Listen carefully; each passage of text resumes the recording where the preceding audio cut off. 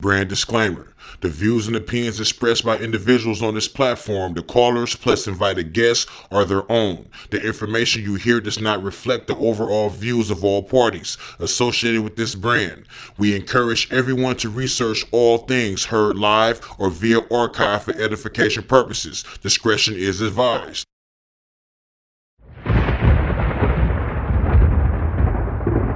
Don't touch that dial. You're now listening to Debate Talk Free Radio.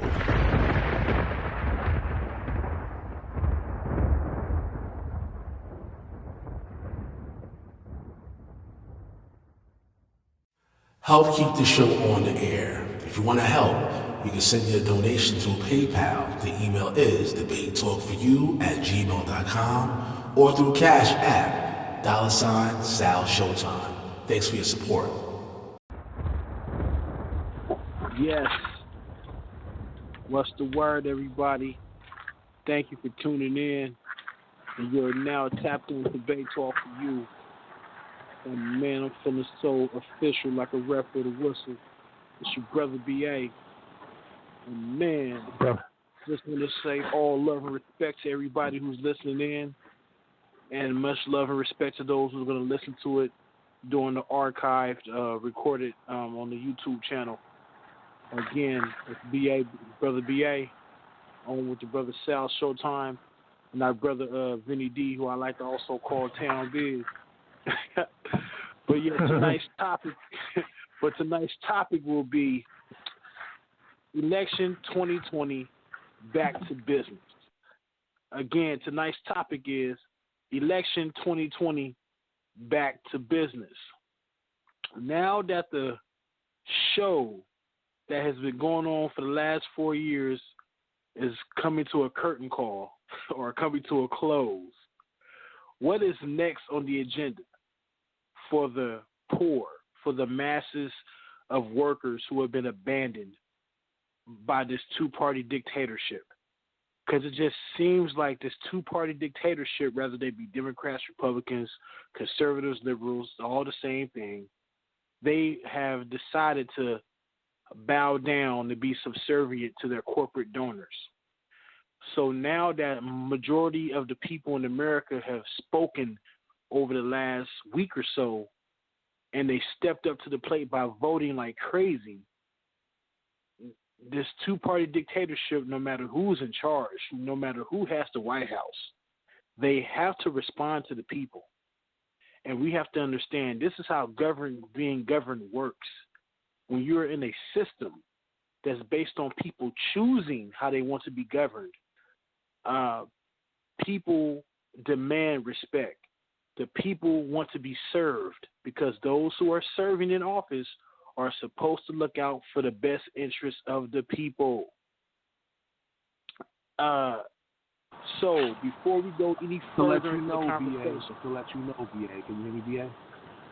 Yeah, I can hear you. All right, go ahead. Yeah, actually, Zsa Zsa's here, too. Zsa Zsa, say hello to the family. Say hello, Zsa Zsa.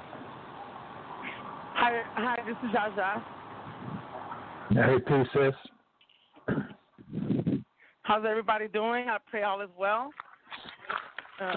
It's good to see everybody, hear everybody on there, and let's get to some hot topics.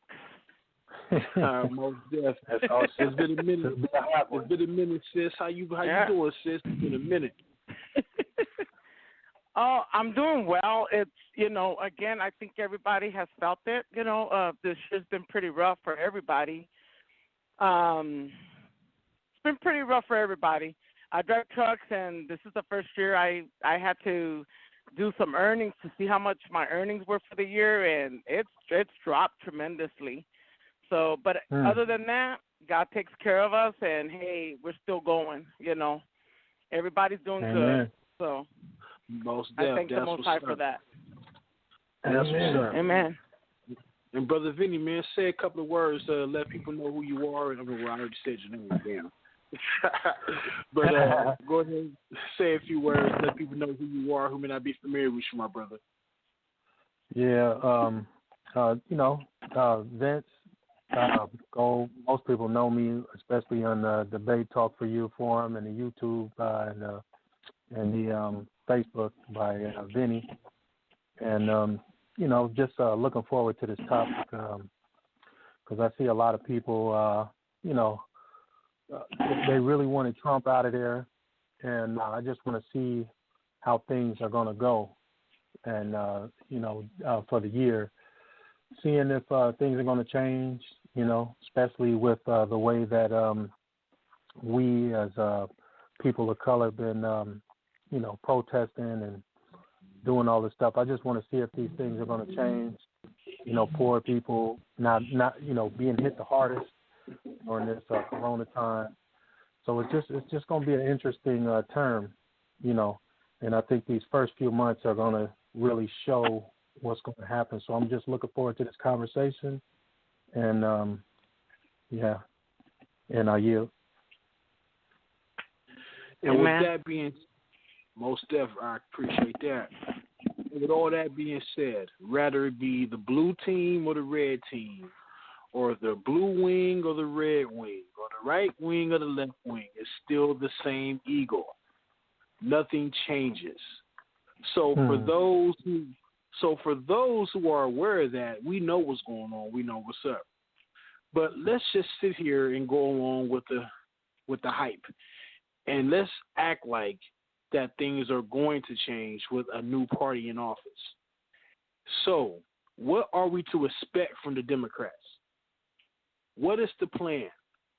Are they going to fix or mend the bridge that has been broken between them and the working class who they claim to protect, who they claim to speak for, who they claim to fight for?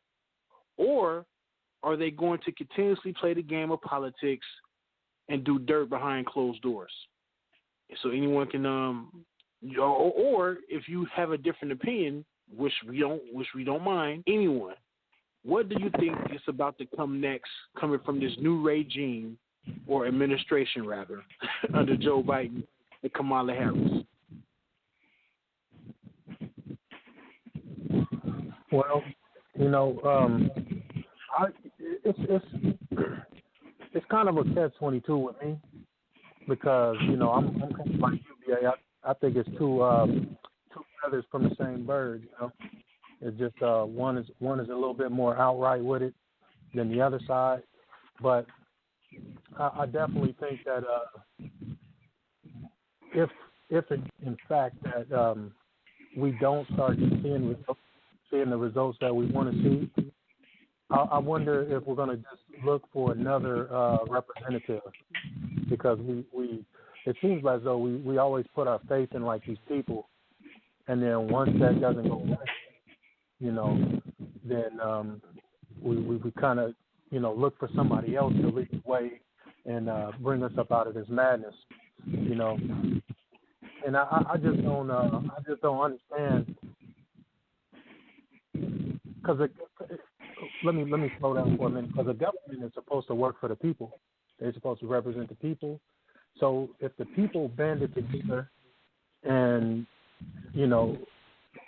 you could pretty much get anything you wanted to accomplish just by banding together, supporting some things, not supporting other things, and then forcing these people to really work for you. But it really doesn't seem like people want that, It seems like we're all searching for like this holy savior of a representative that's going to sit up there and fulfill everybody's needs, and that's pretty much impossible, But I just don't see how, because they're all like money grubbers to me. If you ask me, man, they all just want money, and I'm just really waiting to see what's going to happen, That's my main issue, is just seeing where this is going to go. Everybody got the president that they wanted. They got the black woman in office. Woo! Even though out here in the Bay Area, she don't really have a good track record, working with the people, and it's just like, we're just searching for that one person, and I just really want to see where it's going to go. And I'm interested to hear what the other, Sister Zsa Zsa, and also what you have to say, BA. Well, Sister Zsa Zsa, you can go right ahead and share your thoughts, or you have any questions or comments or observations. Sister, the floor is yours. Okay, well, I'm going to be very honest. I don't too much get into that, and into too much politics. However, it does affect us. It affects everybody. It affects the entire world. But here, this is what somebody wrote, and this is just something that somebody passed on this to me. Somebody that the word is bond, and I'm gonna read this to you. It says, "This coming week is the beginning of the end of America. National lockdown is coming along with the beginning of the Civil War. Trump will start arresting his political opponents, and he will not give up the White House. He may skip off to Israel, and Pence could take over. And war with China is imminent." So they're cooking something up their sleeve, and I believe it's both parties. And as Brother Sal said, he said, "Hey, it's the same." Well, I can't remember who said it, but this is the truth. It's the same bird, same mind. It's the left or the right wing. It don't matter. It's the same bird. That's just what somebody wrote to me, and I said, "Wow, this is deep." So anything can happen right about now. I think we just have to stand back, and unfortunately, you got the Black Lives Matter movement, Antifa, and then you have you also have what is that other party? The Bad Boys or whatever Trump calls them. Proud Boys. And So the Proud Boys, and the good old boys. There you go. And so it's like everybody has their own little agenda, and I'm very surprised nothing has broken out. Now, they say Biden literally stole the election. Like they paid him buku money, and they say that the votes are. It was wrong what they did, basically, and I have a little email that somebody sent me. I actually the lady posted it on Facebook for me, and I sent it to a few people, and they were saying that they've done this before, even in the Obama administration. So I'm not really too sure about this whole political deal right now. I don't know. We just got to stand back and see what happens. Let me interject real quick about the ballots. The reason why there's so much of an uproar with people with the extra ballots just popping up out of nowhere is because people in power, and I'm talking about these individuals in power like Trump and various others, they're so complacent on majority of the people not voting. What people have to understand is that normally when an election happens, a lot of people go out to the voting polls and they wait in line for hours and hours and hours, and they vote. Mm-hmm. This time around, people didn't do that this time because of COVID-19. So a lot of people sent in their ballots through the mail. And just this time around, various people voted ever than before. So that's why Trump was very upset and sniveling and whining and crying, because majority of the people who they always complain about, they don't get jobs, they don't vote. Well, guess what? They did it. So pretty much the Republican Party, or those who support Trump, and I'm not saying all supporters of Trump, but those who are so diehard and agree with everything that Trump says, they're nothing but a bunch of sore losers. If it was the other way around and he was getting all those votes from the ballots, he would be praising the system of how it works. He wouldn't even be complaining. So that's the overall, that's that right there. That's all I got to say about that. Now, another issue is is Trump. How did we get to having Donald Trump as the president of the United States? How did we come that? How did we come to that? How did we come to that? How did it happen? Well, you have a lot of people prior to Trump getting in office who felt disenfranchised because, well, a lot of people will not admit. A lot of people who supported Trump, a lot of those people voted for Barack Obama. So, because they bought the dream that he sold, time for a change. We're going to do this and we're going to do that. And we're going to do all this and all that good stuff. And guess what? It didn't happen. So now a lot of people are very angry and upset because they've been disenfranchised. And Donald Trump was the voice of those people who felt disenfranchised.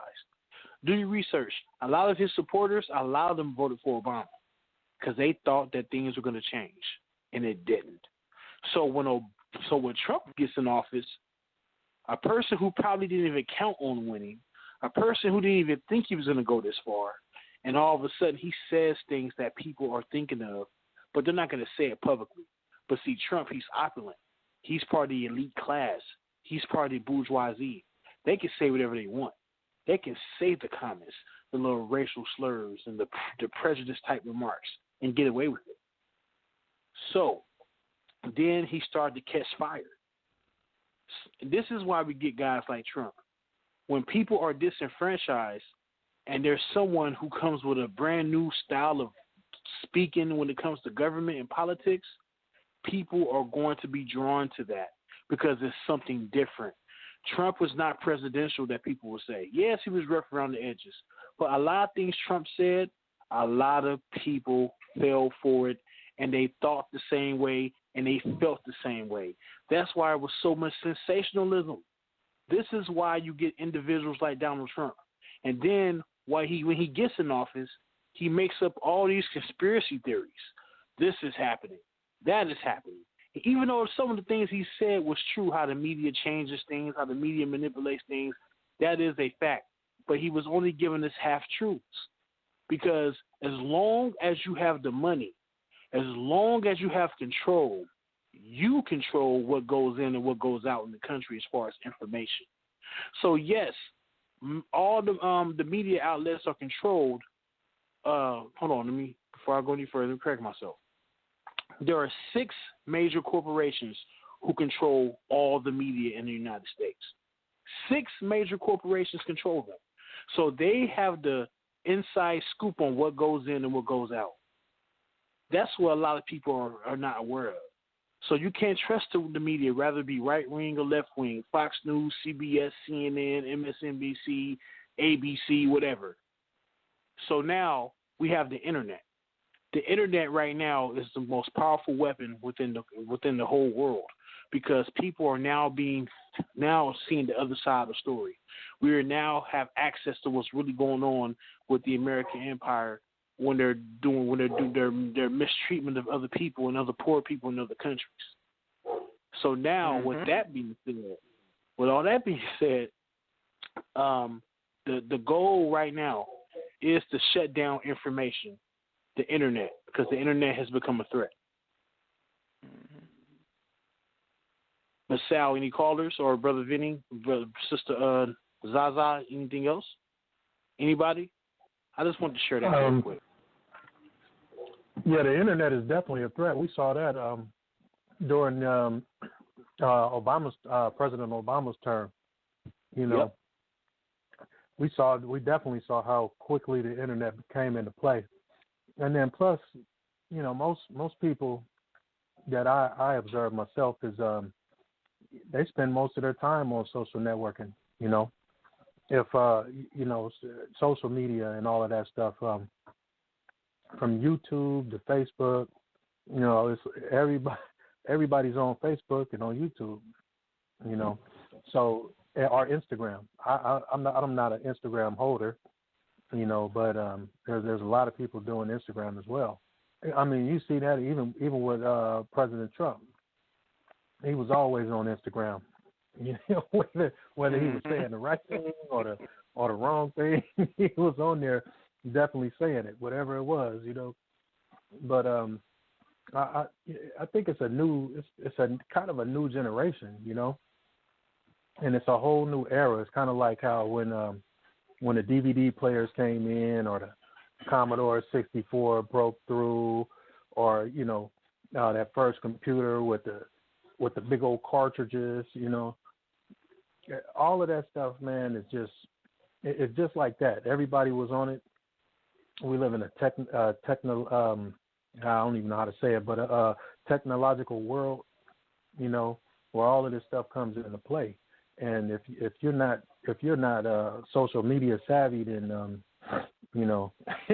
where they say you must be living under a rock somewhere, But I think it's just like the good and the bad also come with it as well. Like it's that, like what you touched on, BA, where you were talking about how the racist people was all coming out. I don't think that they were just coming out. It's just that we're seeing them because we can now see them because they're on social media too. So everybody's doing the social media thing, and it's just, you can see how people are, the true colors, and it's just going to be, it's just wild, But the crazy part about all of this is, I'm just wondering where it's going to go, Like, I mean, it's over now. It was wild, man, just watching through this election, man. This is like the worst I've probably ever seen it. You had such a build-up, and then different sides, they're fighting each other. You look on the news, you see people from the Trump side fighting or the Republicans fighting the Democrats, like physical fights in the streets, And then you look on another channel and you see the Democrats fighting them, and it's kind of wild, man. So it's a wild time that we're living in right now, and it's kind of cold to say it, but people on the TV just acting like animals, man. And most of the people that's acting like animals, a lot of them are poor, and it's sad to say, but the poor people that's living in these broken down communities, man, it don't matter who's in office, as long as you like on the bottom, then you're really not going to see any benefits, really. Let's say, you might get the $15 an hour wage or whatever, or you got places that's pushing for this new minimum wage bump. I know for a fact out here in the Bay Area, man, $15 really ain't going to do too much of nothing, So, I mean, what are you really fighting for on these sides, You're choosing because all this media hype about somebody tearing somebody down. And, it's just wild, man. It's like ravenous wolves. And like even watching those debates, man, it's like, and I don't want to take up too much time, but watching those debates, man, it was just like you see President Trump going at Biden, and then Biden just totally disrespecting, the president. You're supposed to have all kind of respect for him, and it was wild, man. It was wild, man. Hey, Vinny, it makes you feel like. Yeah. Hey, my brother, don't it remind you of the debates that Trump and Biden was having? Don't it remind you of two mafia bosses just sitting up there just airing each other's dirty laundry out? Oh, my gosh. I don't even, probably not even the mafia, because the mafia probably would just be cool, and then next thing you know, somebody would be dying, I would say more or less like kids, man. Kids in elementary school, man. Like, your mama wear panties, your mama don't, It's one of them things, But it was wild to see, man. It was just real wild. Like, man, these are the leaders? These are the people that's going to be leading the country? How you going to lead a country and you sitting over here having spats like that, It's just wild, man. No type of professionalism. Hey, but that's one thing I can say about President Obama, man. That man was professional, I might not agree with everything he did. I even think that, he did a lot of harm for not only our community, but he did a lot of harm to a lot of other people, But with the introducing the drone bombing and, not even letting people stand trial for their crimes, but just going after them and killing them and the kids or whoever was around. to get the bomb. Man, don't you know? get me started on bro. Don't get me started on Barack Obama. Don't get me started. He gets But at away least with he a was lot of professional. stuff because of his. Oh yeah, of course. Yeah. He was, but he gets away Yeah. with a lot of stuff because of his skin color. Yeah, and you know what? I agree with you 100%, man. I agree with you. But that's kind of like Kamala Harris, you know, Miss Kamala Harris, man. I mean, living out here, man. If you, man, I'm telling you, man. If you've been in the ghetto or in the hood somewhere, man, you know somebody that she done did wrong. Especially if you in San Francisco. If you know people from San Francisco, man, you know people that she done did wrong, man. Yeah, she did some damage man, out there in the city. A lot of people don't know that. Man, with these police, man, these police was like, I know in Oakland it was called the Riders. I don't know what they was called in San Francisco. They might have been called the Riders out there too, but you know, it was like this secret, not even really a secret. It was more like a frat, you know, but it was like it was kind of like a gang, you know what I mean? But they'll go around playing drugs on people, you know, getting people locked up and everything. Now, I ain't gonna front, like it was a bad time, you know, a lot of drugs, a lot of killings and everything. But I mean, when you going out there doing illegal stuff and you putting innocent people behind bars just to catch some, you know, just to catch the criminals, man, I don't think that's a good, solid system that you'll do. You know, and then, you know, she would withhold evidence, and then, you know what I'm saying? It was messy, man, causing people who didn't deserve to go to jail for a long time go to jail for a long time. And then she would back the police no matter what, knowing that they was, you know, crooked. You know what I'm saying? Yeah, you got to remember wild, too, man. Vinny. You got to remember this too. This is California, man, where they build prison. That's what it's known for. Oh my gosh, man, and it's prisons, crazy. It's business. It's big business. Yeah, And Kamala Harris, she represents those individuals. We got to lock them up and fill them up and keep the business going. We got to make the money. You know how it is. Man, But no, wow. that's what it is, man. The prison industrial complex, it is not a facade. It is real. No, it ain't. You're right. The prison to school to prison pipeline. Man, that's a real thing, man. It's like they groom you to go that way. Yeah, they groom you. Fellas, and ladies and gentlemen, just to let you guys know. We have a lot of callers standing by for this one. So whenever you guys are ready, you can go through the phone line. But let Zsa Zsa chime in too. Gotta let Zsa Zsa chime in. Yeah, I just want to make a comment. Okay, why don't the United States or or the people, whatever, if they want another leader, they need to get somebody a little bit younger. I really think that these two, one got Alzheimer's, falls asleep all over the place, and then you got Trump acting like a kid. I didn't see the video of him, when he first became president. Remember? He was playing with little kindergartners. He was rolling all over the floor and stuff. I mean, enough is enough, man. Come on. They need to pass the baton and put somebody else, that is going to do right. But honestly, none of them going to do right. Kamala Harris, I mean, we already know what she's about. She's racist against her own self. I mean, she hates herself. I mean, or whatever. I mean, she puts black innocent people in jail. Come on, man. Really? And everybody's like, oh, she's a black. I mean, it's like these people are dormant. It's something wrong with these people's brain. It's something wrong, seriously. Anyway. The sensationalism of somebody that's melanated in politics with the opportunity to become president and vice president, and a lot of our people, they just fall in love with them. And it's a shame because a lot of our people will not do research on these individuals. They'll just give away their power and support them and vote. That's it. And a lot of people, I really hope that people understand what's been going on all week. What's actually how it's gonna affect us, because, and this is this is just an opinion and a feeling. But I just really don't think this is going to go as planned or as well as a lot of people think it is. I really don't think that's so. What I'm that's to my see. opinion. That's what I'm waiting to see, And you brought something up that was real, that stood out, Sister Zsa Zsa. You said something about a civil war. Do you really think that a civil war is going to bust out in the United States, the Civil War Part 2, do you actually think it's going to happen?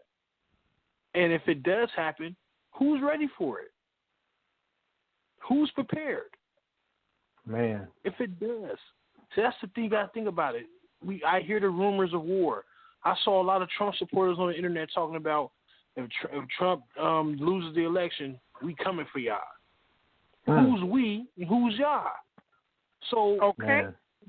Is it propaganda or is it just rumors of war? But see, don't this line up with Matthew 24 when Mashiach was saying rumors of war, nation versus nation, and all this drama going on? So now, are we really faced with a situation to where it may go down to where you may have to arm up and protect your house because you appear to not be a Trump supporter or you look a certain way? Are we really going back to those times in the United States in the year 2020 and beyond? Time will tell. And as black people or melanated people or Jake or whichever we personify to call ourselves, are we ready for that as a whole? And that's a good question to kind of ask them callers, man. That's a dang good question to ask them callers. Because I believe it, bro. That's a great question, man. Great question. And the holidays are coming upon us. I hear rumors about it. I hear rumors of a stimulus coming out. Then I hear rumors of a stimulus not coming. Then I hear, Donald Trump is going to give a stimulus on his way out to try to make it seem like that he was a real good president. And see, I gave you some money, so you should have just voted for me anyway because you would have got more. I mean, there's so much speculation. There's so much speculation going on. And then some people say, when Biden gets in power January 20th, he's going to shut the country down. Then just like what Sister Zsa Zsa said earlier, that a bunch of Trump supporters are going to lock him in the White House and he's not going to give it up. I mean, there's so many rumors going on and we're not quite sure what's happening overall. But whatever happens, it doesn't sound good. It doesn't sound promising for those who are working and those who are misfortunate and those who have been disenfranchised and who have been abandoned and forgotten. So no matter where it's coming from, whether it be Democrat or Republican, the people are still going to get the short end of the stick no matter what happens. And this is, because people think it's all over. Oh, it's over. He's out of office now. No. Do you realize that you have what you did was you just picked a lesser poison or a lesser evil. That's it. One thing about the Republicans, I'll say this about the Republicans. I say it all the time. The Republicans have poison. And they'll give it to you straight up. And the Republicans, at least they're honest.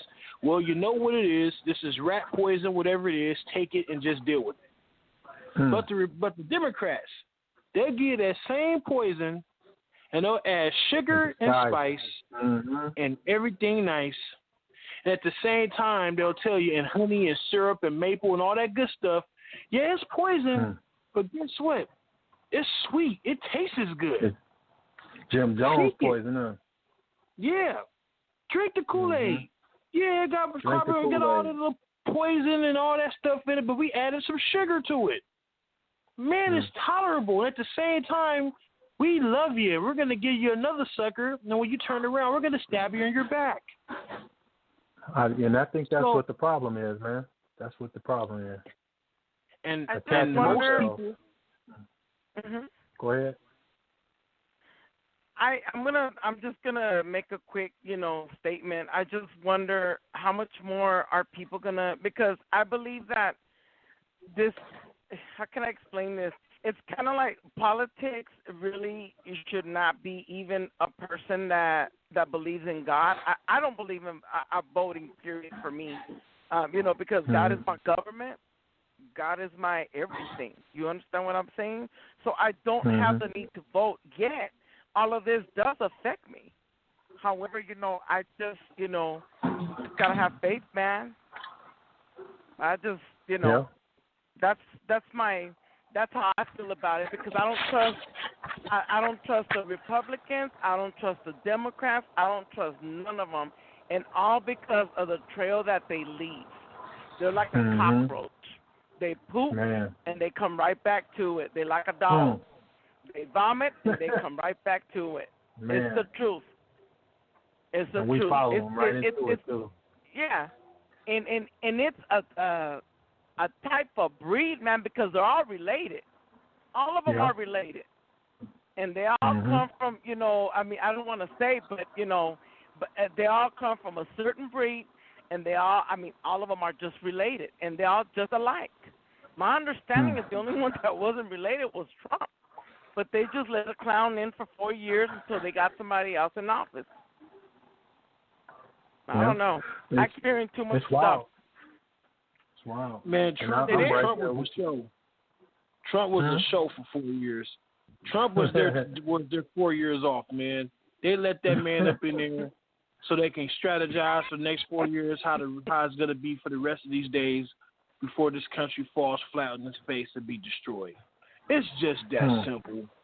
It's that simple. Bottom line, So, bam, you said it. Yep, we got a lot of callers there to Bob. Once again, for those who just tuned in, today's show is entitled Election 2020. Show is over. Back to business. The number to call in is 563-999-3674. But once you dial that number, press number 1, and that lets me know that you have a question. We already got people to press number 1 already, so I'm going to go down in order and take some of your questions. For those that are new to the program, there's no foul language. You got to keep it clean, keep it professional. Once you call in, let's go to the first caller. Let's go to 202. You're live. 202, you're live.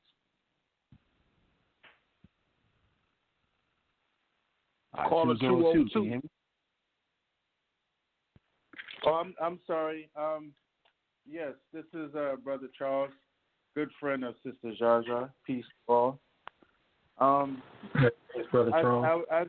Hi, brother. As I was listening, I heard two very key words, and that's power and that's serving the people. And these two words, really in retrospect, if you give any man or woman power, a lot of times we end up, like a few things said, we end up fighting for it, fighting over it. We end up wanting to have it until we die, and we end up wanting to have dictatorships, monarchies, where if I die and I have a son, he takes over, or one party has it and one party wants to rule forever.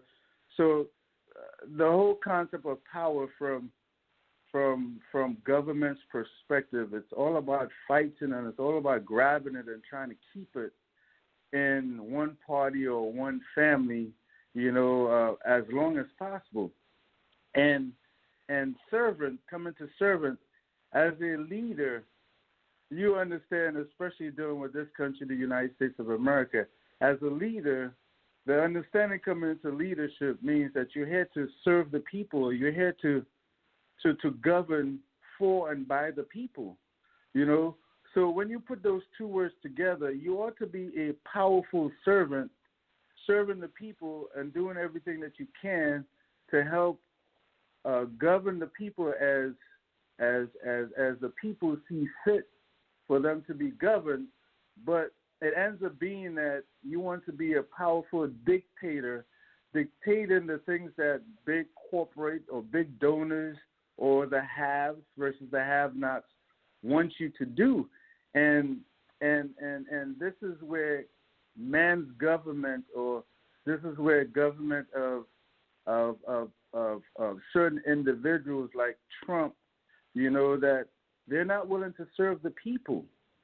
And as Sister Zsa Zsa said, I'm a big believer in not voting, because as I've looked at government systems, and I could just point from Egypt all the way down to the United States of America, when you look at each government system, the men are out not to serve the people.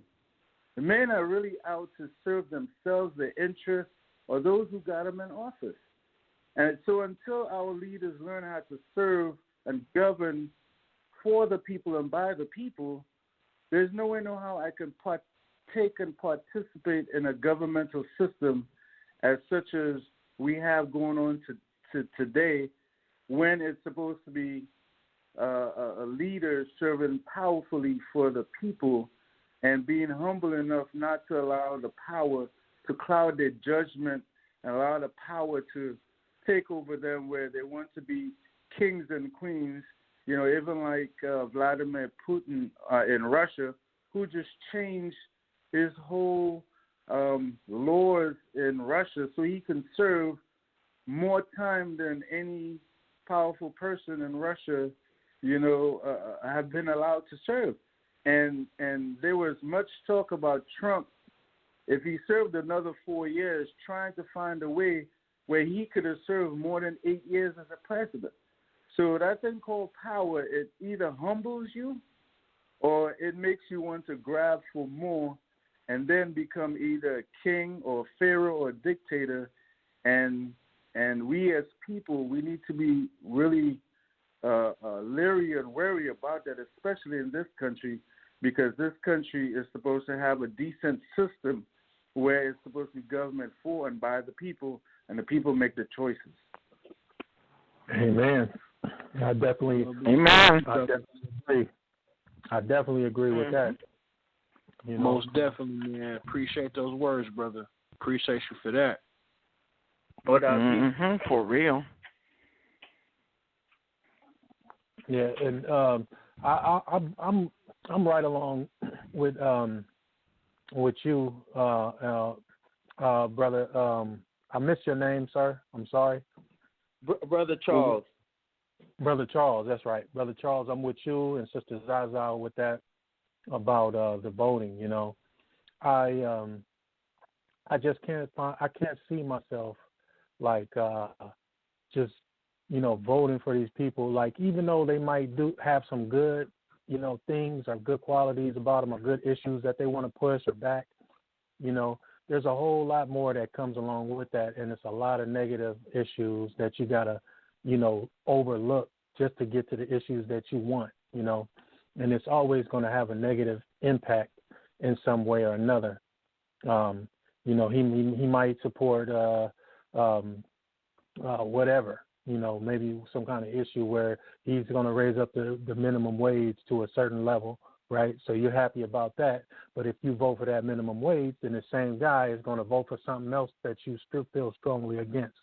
You know what I'm saying? Yeah, so like abortion or something. It's abortion or, whatever, but it's just, I can't see myself because it's like a double-edged sword. You know what I'm saying? It's like, yeah, you sticking it in on somebody else, but then when you pulling it out, it's also cutting you.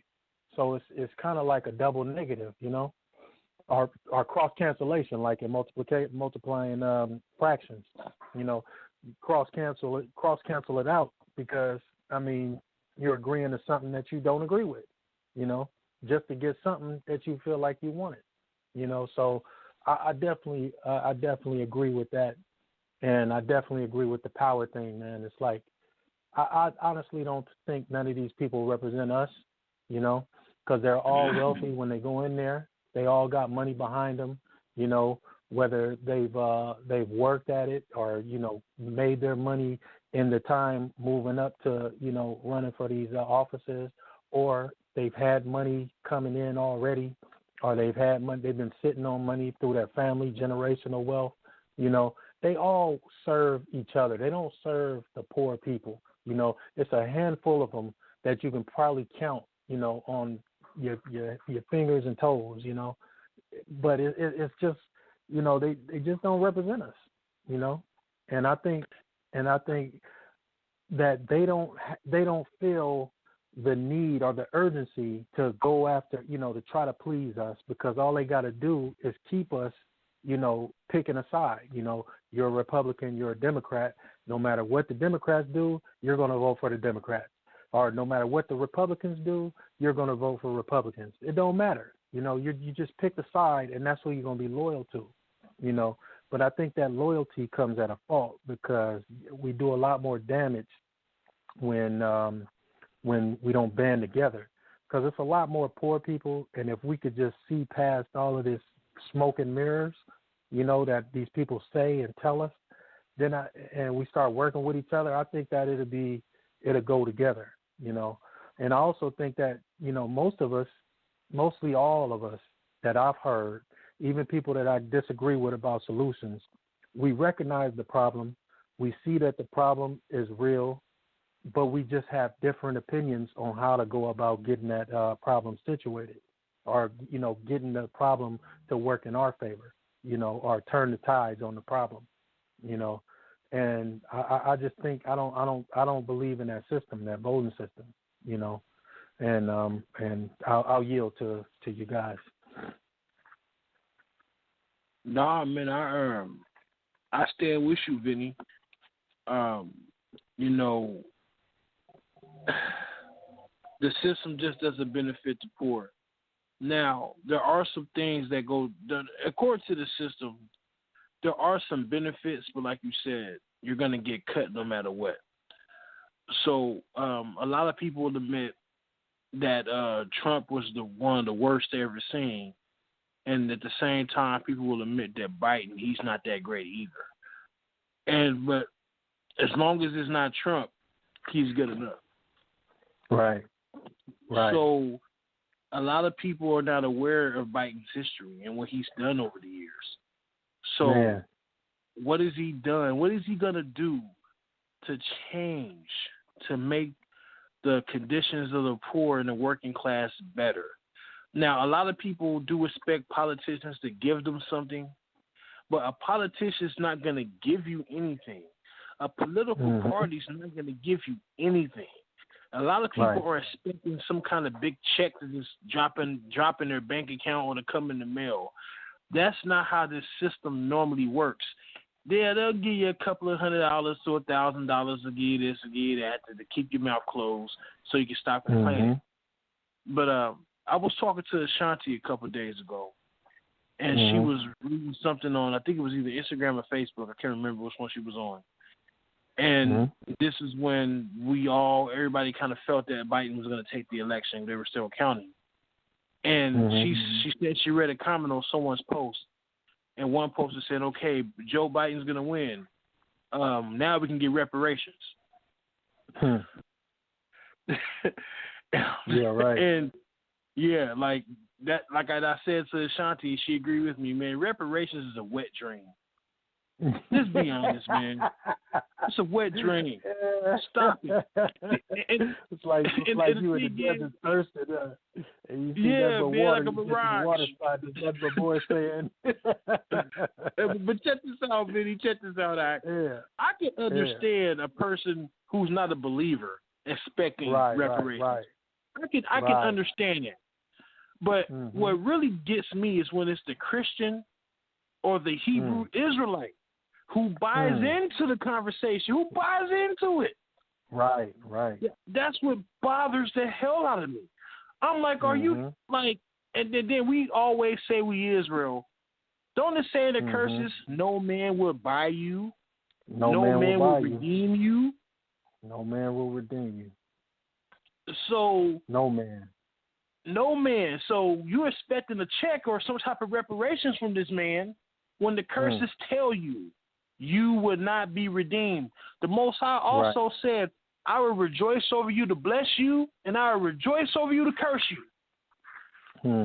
So where is this punishment coming from, Mr. Hebrew Israelite brother and sister? Who is it coming from?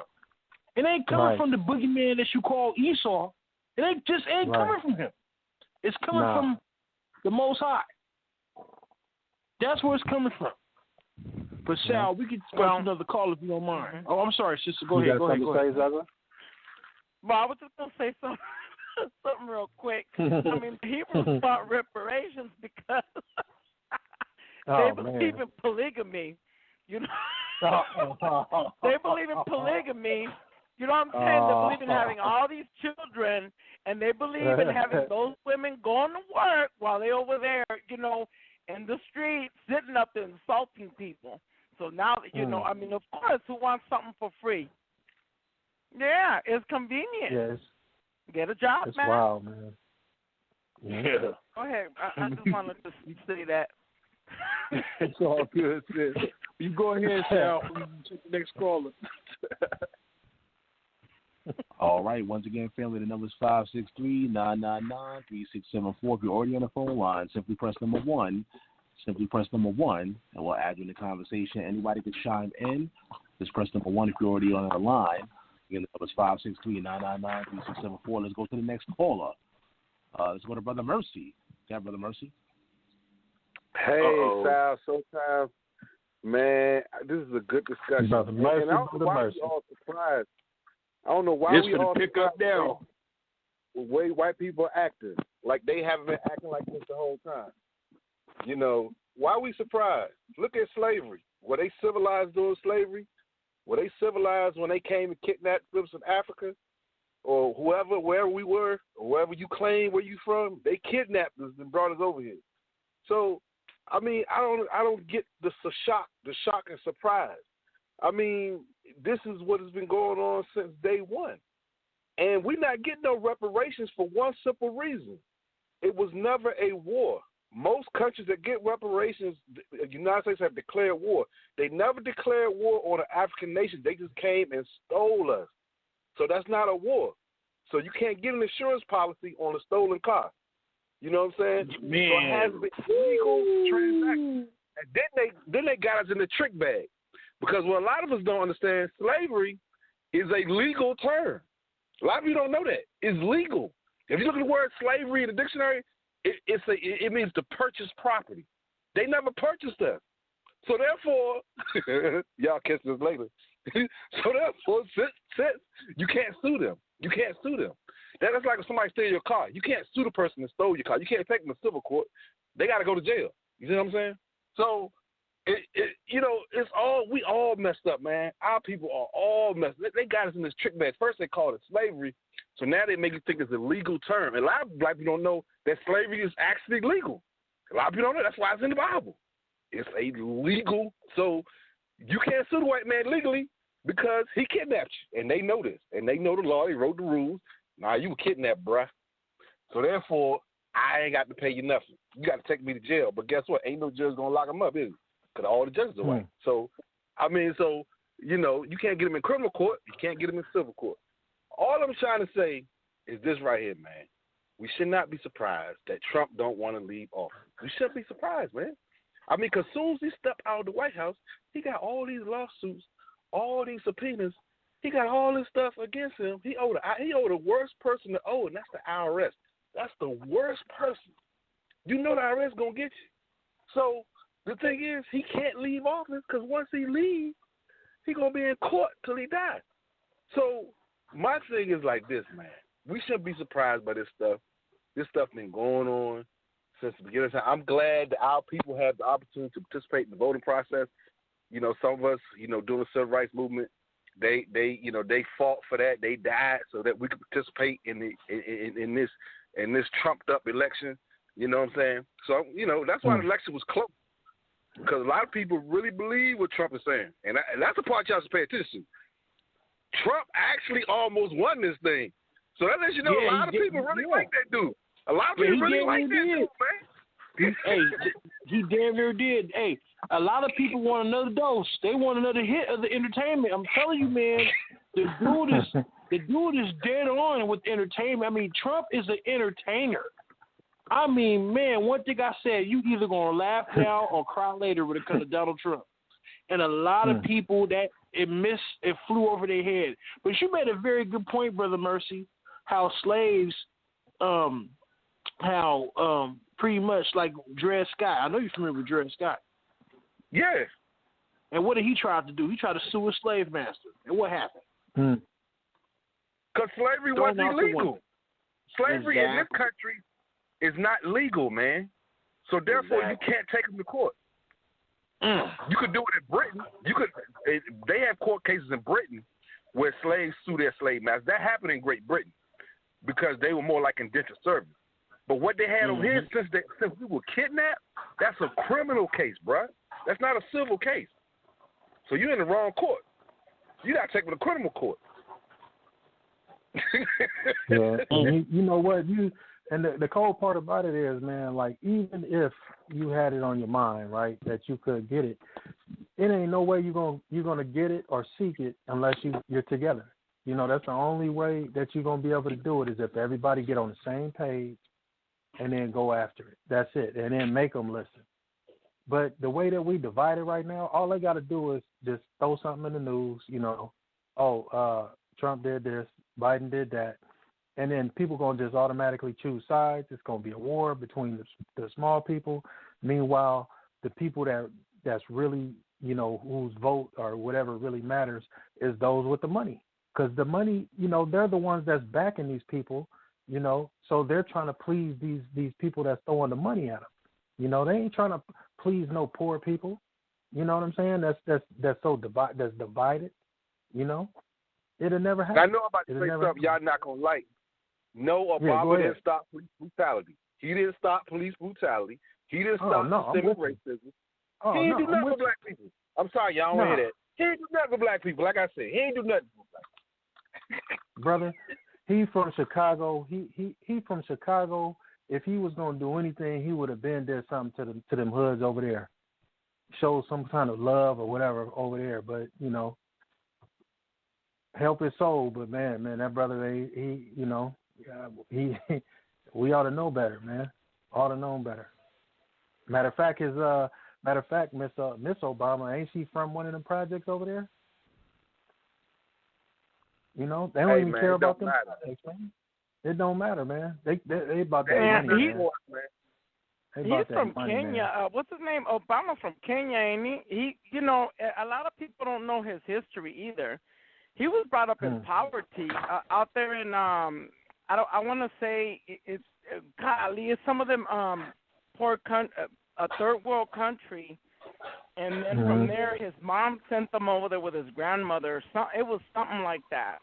So he was brought up in poverty. His dad was actually his stepdad was Asian, and then his dad he was more like his dad was like what do you call them? He was like I forgot the word. Obama's dad. He was from Kenya. He never really cared too much about him either, but he was one of those people that was it's tough. That dude. Yeah, kind of. And Obama, like his brothers and sisters, they don't too much care for him either. They don't. I mean, if you notice all the interviews, they don't say nothing good about him. And but his dad was one of those people, and he's trying to be just like his dad. That's why a lot of people thought that he was the Antichrist, and he was a communist person. But I forgot what that word is. He was a communist. He was real deep into all that. Yeah, Obama's father, yeah. Oh, his father. Oh, yeah. His dad. You know, his dad's from Kenya. And Obama's from Kenya. But, you know, even if you wanted to do something, you wanted to make a change in politics, man, it's only so much you could do. Because, number one, you got too many people you're trying to please, you know. And number two, you know, especially a black person, you just can't get up in there and start demanding like, oh, I need this stuff, you know, for my people. They're going to look at you crazy, man. They're going to get you up out of there. Because, number one, we already see what happened with Ice Cube, man. You ain't going to get no love behind you. It's always going to be a divide. Everybody got their own opinion, but don't nobody making no moves to get nothing done, you know? So, I mean, it's wild, man. Without I mean, the Bible is right, man. Without numbers, without us thinking as one or being one body, man, we're not going to get nothing, man. You know, and that's what I think that when he was talking about, Christ was talking about when he was talking about the kingdom of heaven is in you. It's in you because all we got to do is come together, and then we're going to be together, and then we, you know, it's just like that saying, a hand is more powerful as a fist than it is with open, you know. But we can't be like that, man, because there's so much stuff that is just tearing us apart, and we keep listening to the madness, man. Keep listening to that madness, and it ain't working, you know. So the only thing we can do, man. I'm not trying. I hate to be rude, but I'm not trying to walk in peace, man. Forget all that peace stuff, man. Forget all that. Because I don't want no kumbaya. No, Nah, man, because they don't want the best for us, man. Where we gonna see it? They don't want the best for us, man. So I can't just sit back and let them just keep on giving me the lying to me and I get tired of that, man. I get tired of look. I'm not voting for none of y'all, man. I mean, if y'all not gonna do me right, why am I gonna waste my time voting for you, man, if you're not gonna do me right? I mean, that's how I see it. That's my opinion. I mean, well, you know the definition of insanity, right? You know the definition of insanity when you keep doing the same thing and expecting it to change, expecting things to change. You know, that's insane, man. That's insane.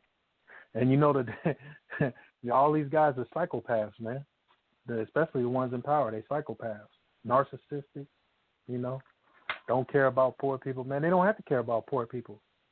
You know, but that's why it's important for us to just kind of like, do our own thing, And I ain't talking about like just up and vanishing. I mean, you can if you want to. I'm just talking about like a separation from like all of this madness that's out here, man, that they talking about. Just separate from them, and they'll come running to you because they want that power, man. They want them votes. They will definitely come running to you, but we don't understand that, man. We just pick a side and we think they're going to work for us, but they're not, man. And they don't have no incentive to work for us. I don't even think that the votes count. Yeah. Go ahead, Brother Mercy. Yeah, why the Democrats and Republicans got the same colors as the street gangs? Bro, man, hey, that's all they are. That's all they are, man. That's all and that comes from this negative competition. I think we did a show on that about negative competition, man, and how it's tearing us apart, taking on the mindset of these people, man, and it's prevalent, man. Everybody want to be rich, everybody at any cost, You climb up and you get rich, but you stepping on poor people to get to the top, It's the mindset, man. The Bloods and the Crips and the gangs and stuff like that. Oh man, it's wild. It is wild. It is wild, and that's a real good observation, man. And we taking on that mentality, And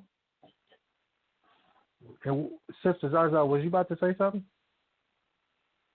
Well, I want to ask y'all something. Have y'all ever seen that movie 13th? No, I want to see it. About the school to prison pipeline? Oh, yeah. And this is how these presidents are also becoming rich. I mean, come on. That's how everybody gets rich. And that's what I'm saying. We have to have that mentality. That's why it's very important for us to truly get to know God, because God gives us his mindset. And that's a powerful thing. That is a very powerful thing. And that's the thing. We have to be at peace within ourselves. And how do we get that? Through God. Because God is the only one that is able to change somebody's heart. So why not let it be us? Because honestly, voting is not for black people. We are kind of like aliens to the whole world. Okay? Say it again. We are aliens to the whole world. We have no business voting for nobody because they hate us so much. Period. Yeah. With the T. Let me ask you. Oh, I'm sorry, sister. Finish up. I'm sorry, sister. Go ahead. No, go ahead. Like I said, period. And I meant that. So, it's gonna be people out there that said a lot of people died though. A lot of blacks died for that vote. You know what? A lot of people don't believe in God, but you know what? I do. And I was talking to Brother Charles earlier today, and I was talking to Brother Malcolm earlier today. We were talking just about this. I said, I said, God, government, God is my God. God is my everything. But God also provides for those people that want a worldly king. Again, a Satanist as their king. That's who they want to run to. Go right ahead. Go on and vote. But see, God got our back. For those of us that trust, and have faith in him. Period. Whether they believe it or not. These presidents, they continuously failing everybody. They're failing them. They're failing everybody. Let me ask y'all a question real quick. Uh-huh. I'm going to ask y'all a question real quick. Mm-hmm. Why is it that the evangelical Christian supports the Republicans and Donald Trump? And I'm not just talking about your mainstream preachers, your Christian fundamentalists, your right wing Christians. I'm not just talking about them. Why is it that there's so many people? Oh, okay, but hold on for a second. Why is it that there's so many? That's a whole other directory going. But and why is it that there's so many Christians on social media that are so amped up and wanted to support Trump and the Republicans? Why is there so many Christian apologists who have aligned themselves with this type of politics to support a person who spews out racist remarks and says these horrible things about women, how he's going to do this to them, and I'm not going to repeat none of the things he said. I'm not even going to try to attempt to be clean with it. You know the stuff he said about women. And then these individuals who call themselves believers in Christ support him. Why is that? I believe it's because of his stand. They feel like he's more into the Bible, you know what I mean, than the other side. You know, in terms of like, and this is my opinion. You know, this is what I observed, and this is what I'm convinced of. That he, you know, because he doesn't support abortion, right? He's not supporting. I don't think that he supports. Homosexual marriages or, you know, stuff like that. I just think that they see him as more of a biblical-based person. I mean, as odd as that sounds, you know what I mean? And I mean, I could kind of understand their point, you know, but at the same, and I think that they think that he's so far away from that trigger word of being like a communist or a socialist. And they box Biden and Kamala in that area. You know what I'm saying? As like far left or far left, you know, like super socialist type communism. And they see Trump as anti all that stuff. You know what I'm saying? I mean, so it's like, I mean, Trump is good friends with Putin, right? And he's good friends with Putin, and he's a Christian. You ain't see him holding the Bible up in front of the church? He is a Christian. Everybody, Satan knows the whole Bible. He knows the whole thing. He was there. You ain't see the photo op, man. Let me tell y'all something. Let me tell y'all something. We got two Jesus, okay? We got the white Jesus. Everybody got hanging up on their wall. But then we got the other Jesus that everybody hates. This is where all these evangelicals, all these people, all these Freemasons, that's the white Jesus with blue eyes, blonde, long hair, curly, wavy, looking like Goldilocks. That's the one that they're worshiping. And they got everybody all in cahoots with it, too. Period. That's just bottom line. When you see, because when they see, and this is because this is for our program for that. The white people are better than everybody else. This is like a mindset. This is a program. So, yeah, you got two Jesus. You got a fake one, and you got the real one. Hey, man, I'm surprised y'all don't know Trump is a Christian. I'm surprised y'all don't know that, man. I'm really surprised. Oh, man. He's not a Christian. He's a Jesus. He's a Jesus. He's a Jesus. He's ran by the Catholics. Yeah. Yeah. I've like, seen him in the. Wait, if you check, I mean, look at everybody when they go see the Pope. You got Creflo Dollar over there. You got T.D. Jakes.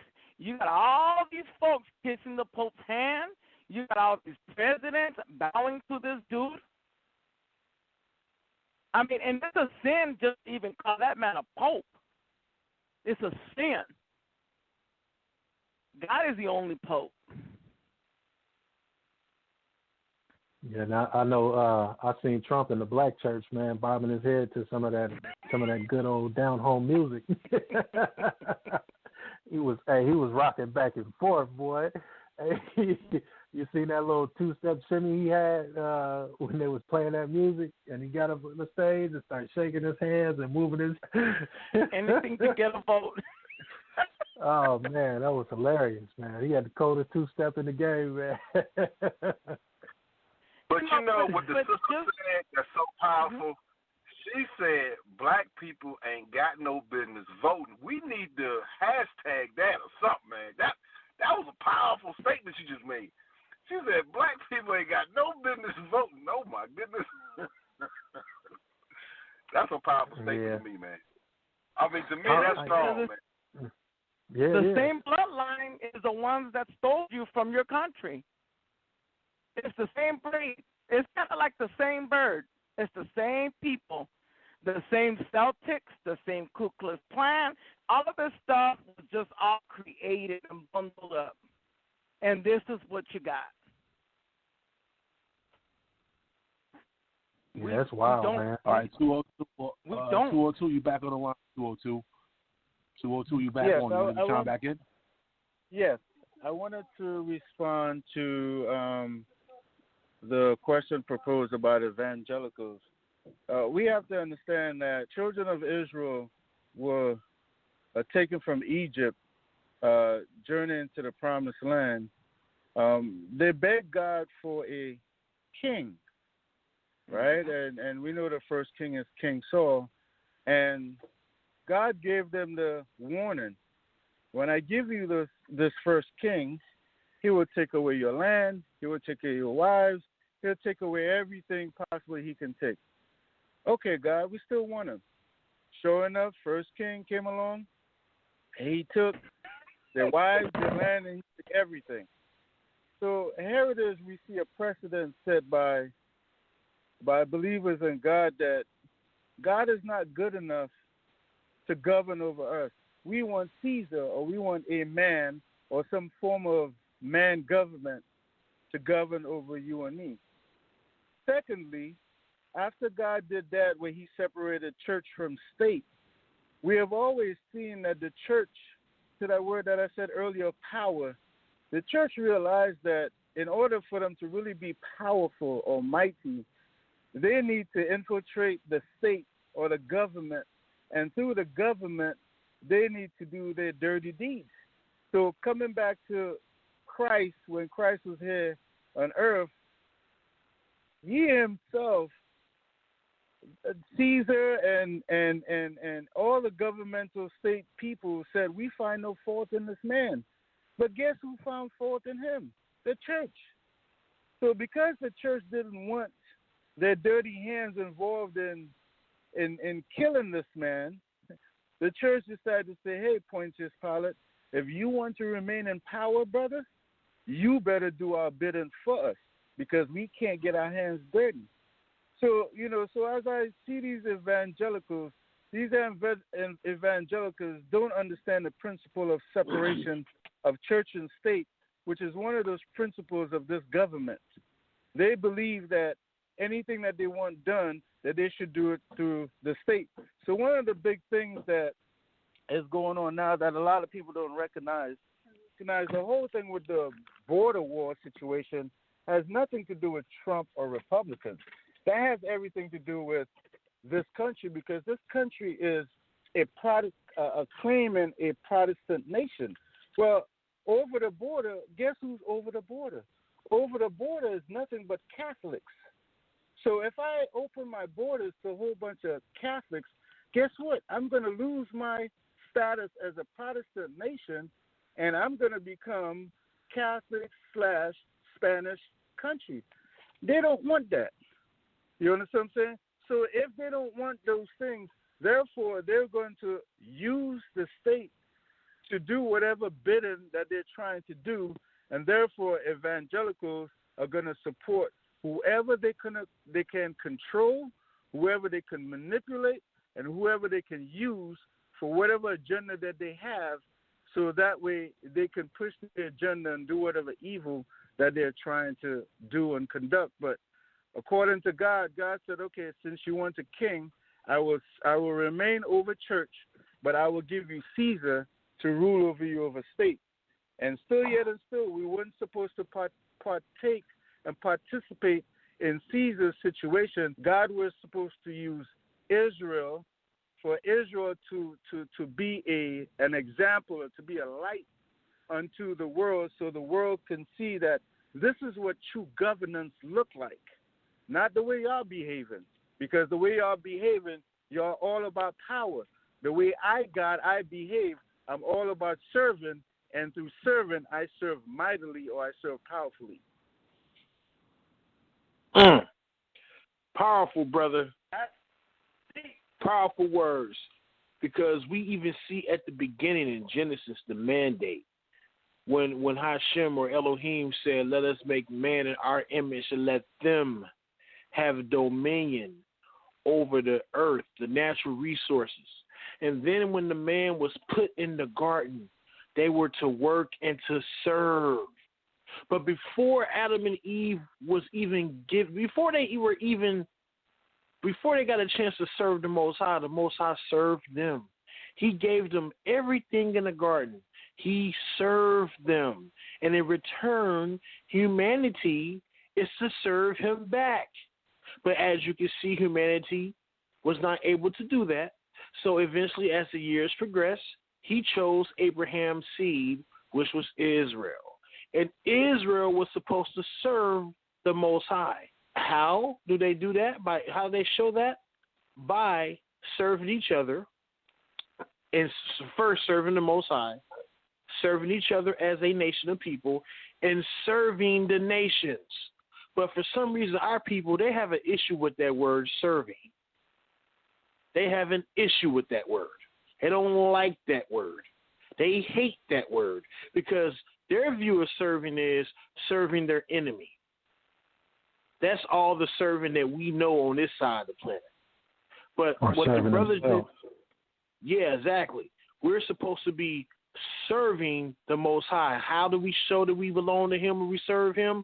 By serving the nations and to be bringing them into the fold so they can, so the blessings that was spoken by the Most High to Abraham can be fulfilled. The families of the earth will be blessed. But no, Israel didn't want to do that.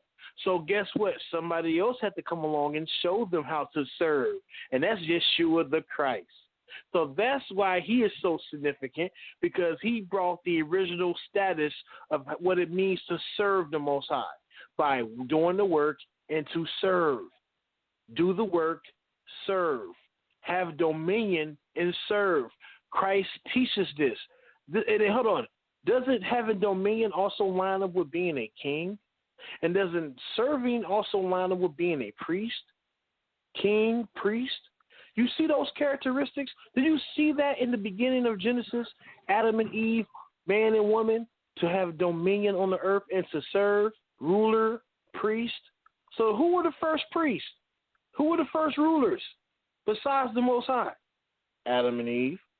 Ooh, right. Doesn't that line up with Melchizedek, king, priest?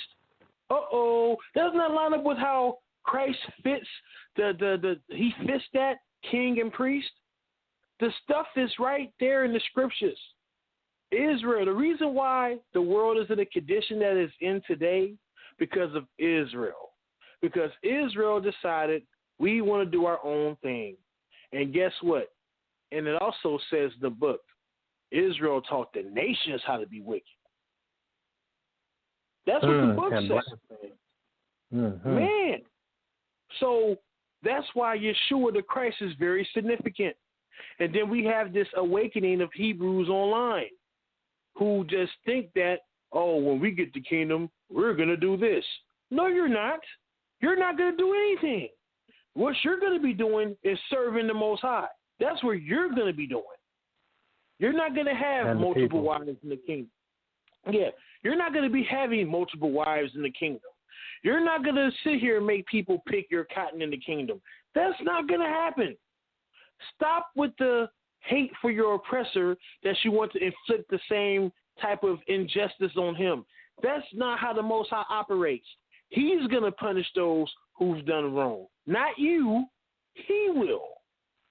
And that is the problem with the so-called overly righteous Hebrew Israelite. Not them personally. It's that belief in the doctrine, the dogmatic madness that doesn't make sense. That's my issue. But I like what the brother was saying, Brother Charles. I appreciate your words. As Israel, as a nation of people, if we're this group of people that claim to be descendants of the people from the book, we are supposed to be showing everyone how to serve.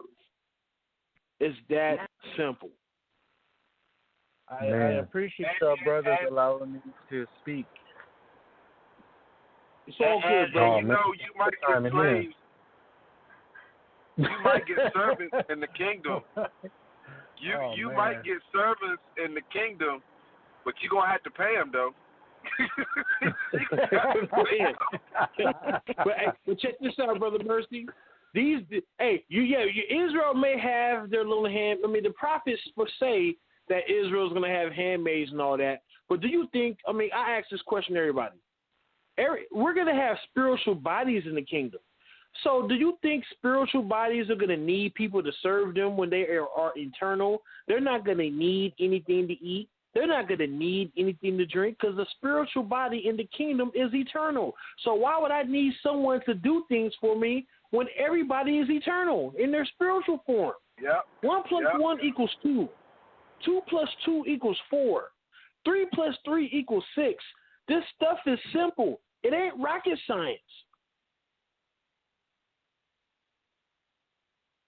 Yeah, and I think that was powerful, man.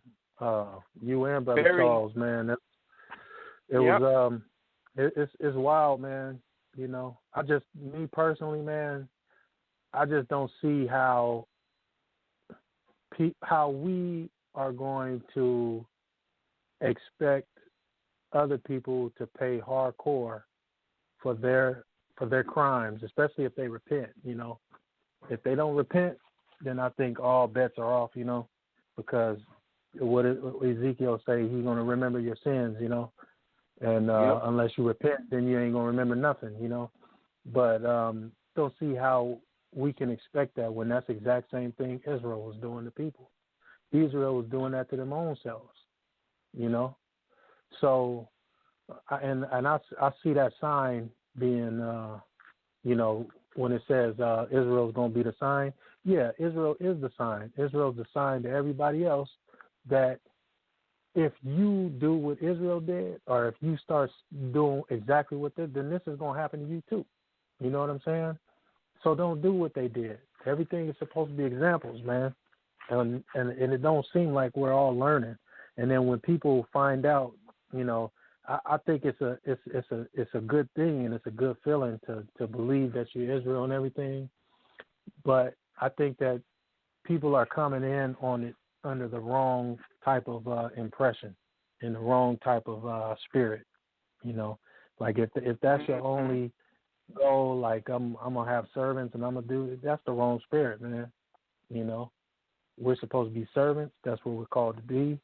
Serving the people and serving our God, you know, but and then I think that's also the separation from the same people that we have a hard time, you know, so-called Edomites or whatever they call them, you know.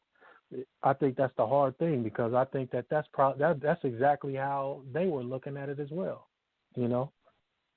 We can't be the chosen people because we're black. So we're going to treat them. They got the Hamitic curse, whatever that is.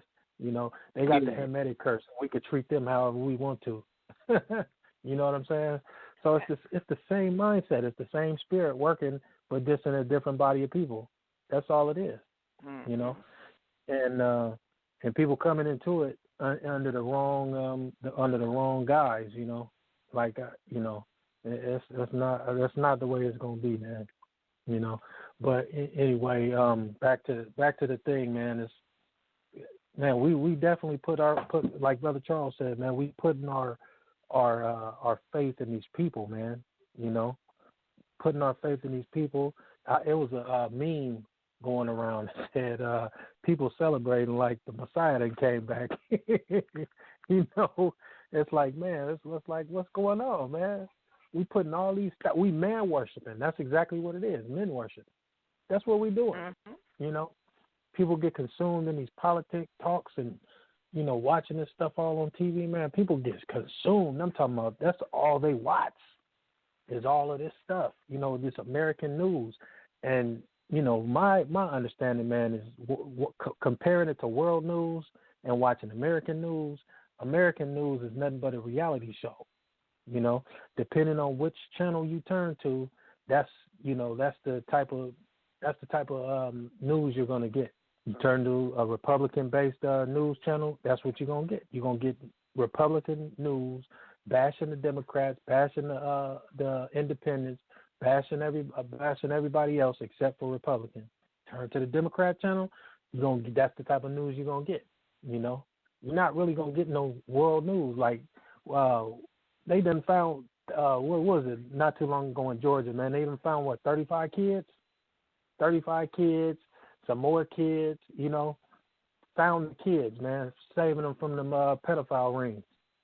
You know, I don't really hear too much about that.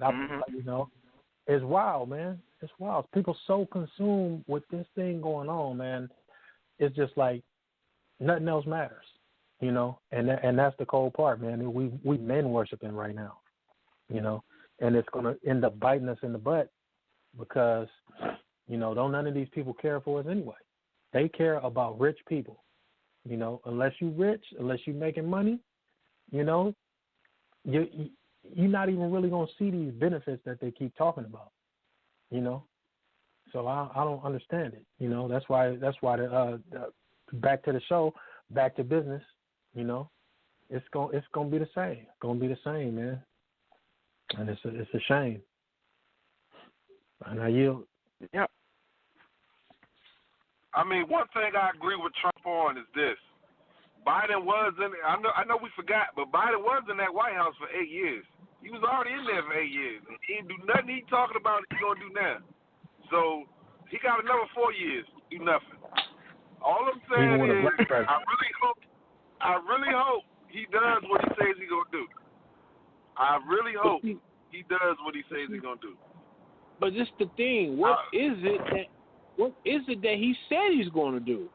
I mean, what is it that he said that stood out, that's so vital, that's so important, that's gonna? I mean, see, a lot of people can't even tell you why they voted for Biden. They just say, "Oh, the reason why I voted for Biden because he ain't Trump."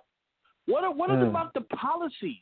What policies did Joe Biden even say that he was going to push? Joe Biden said that he would not defund the police, but all the progressive Democrats are in favor of that, and most of the people who are anti-Trump would like to see the police be defunded. But Joe Biden said he would not do that. Most of the people in America want free health care for all.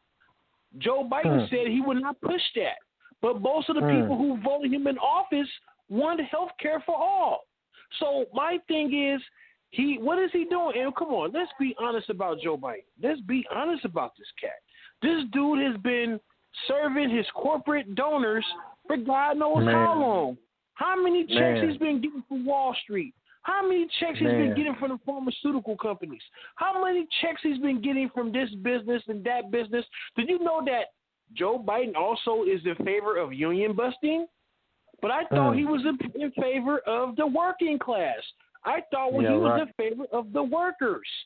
But he also is taking money from corporations to make sure that union busting goes on, to destroy unions. But everybody keeps saying... Hey, B, I got to stop you for a minute, man, because I can't let you do that to Biden.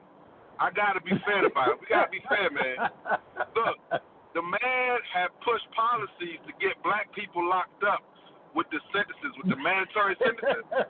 But he did get on TV and apologize. When he ran, he apologized for that. When he was arguing with Trump, he said, I'm sorry for the policies that I did as a senator. And we need to forgive him as Christians. We need to forgive him for locking up all them black people and ruining their lives. We need to forgive this man. I mean, that's just what it is, AB. The man apologized. He said, I'm sorry. So, we got to move past that. No, I'm past that. I'm talking about the stuff that he has currently been talking about and what he's currently been a part of. That union busting, that stuff has not been addressed. Ain't nobody else called it out. How many dollars he's taking for the pharmaceutical companies to make sure that he don't push health care for all? Come on, how is it that the pharmaceutical companies are going to give him a nice little check? Keep your mouth closed. Don't say nothing about health care for all. You don't want to mess up your little profit. You don't want to mess up our profit, because if you mess up our profit, then you won't get a check. Come on, man. These politicians have sold the people out. They sold us out. I mean, he did say, he said that if you don't vote for him, you're not black. He did say that, man. That if you don't vote for him, you ain't black. But check this out. How many of y'all heard that a truck driver actually killed his wife? Hit her. And I mean, of course, it was an accident. Biden's wife. That's going to affect a lot of trucking. That's what Obama did. Obama messed a lot of us truckers up, enforcing a whole bunch of rules. They're not for truckers. I'm telling y'all, man. I'm serious. They're not for working people. Not for working period. class. Period. Period. You said think about They're it. not. They don't That's care. what it is, man. Remember, you guys gotta remember. Check this out. When the pandemic hit, who was given $5.6 trillion? But we know who was given. We know who it was given to. But check this out. The bailout, right? Exactly. And who approved it? The Democrats, right, and the Republicans. Man, they're not going to come out and specifically. They're not going to come out specifically and tell you who voted for this and who voted for that. But guys like Joe Biden, even though he's president, but what position was he serving in government before he became president? I mean, before he became president again. I mean, president now. A senator. So doesn't the Senate have to pass something? And doesn't the Congress have to pass something in order for something to go into law to make the president's desk so he can veto it as law to go and pass? Yeah. $5.6 trillion. Yeah. $5.6 trillion was given to corporations. What happens when this happens? What are we? We're under a fascist regime. That is when the corporations and the state become one body. That means the government does the bidding of the corporations. So the government does everything on behalf of big business. So if money is to go out again, guess who's going to get a taste of it first?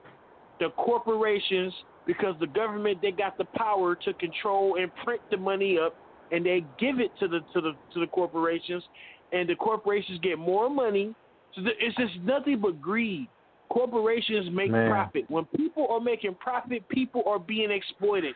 Exploitation. If you read your Bible, exploitation is considered a sin according to the prophets. Murder. If you read your scriptures, it's called murder. So the thing is that I'm not amped up on AB. It's not called murder. It's called trickle down economics. You ever heard of trickle down economics? No, look, we ain't doing no Obama politically correct right now, brother. This is murder. That's murder, man. They even playing on no Reaganomics. Nah, man, this is straight murder. You can read in the profit. It trickles down all right. Yeah, it's trickling down all right. Yeah, it's trickling. It's slow drip on the line. We got another caller. Let's let you guys know. We got another caller on the line. Again, that number is 563-999-3674. Anybody could chime in. Just dial that number, simply press number 1. And do me a favor, guys. I'm hearing some feedback. So if you're not speaking, just mute your mics, and whenever you want to come back in, unmute your mics. But let's get this next caller. Let's go to 865. You're live. 865. You're live. Hey, peace, Brother Sal. This is Deacon Michael Paul down here in Knoxville, Tennessee. I just want to chime in. The conversation sounds very, very joyful right now, and everybody's having a good time. But it's a really real serious issue that's really going on with these people in power. These people have been in power for a long time.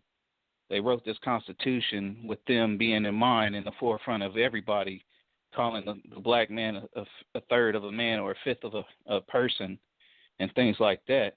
So we have to go back all the way back to where they really started all these things, with us not being in the picture at all. To follow in there, what really needs to happen here and now is a complete insurrection of, turning away from their system of voting, like that the sister said.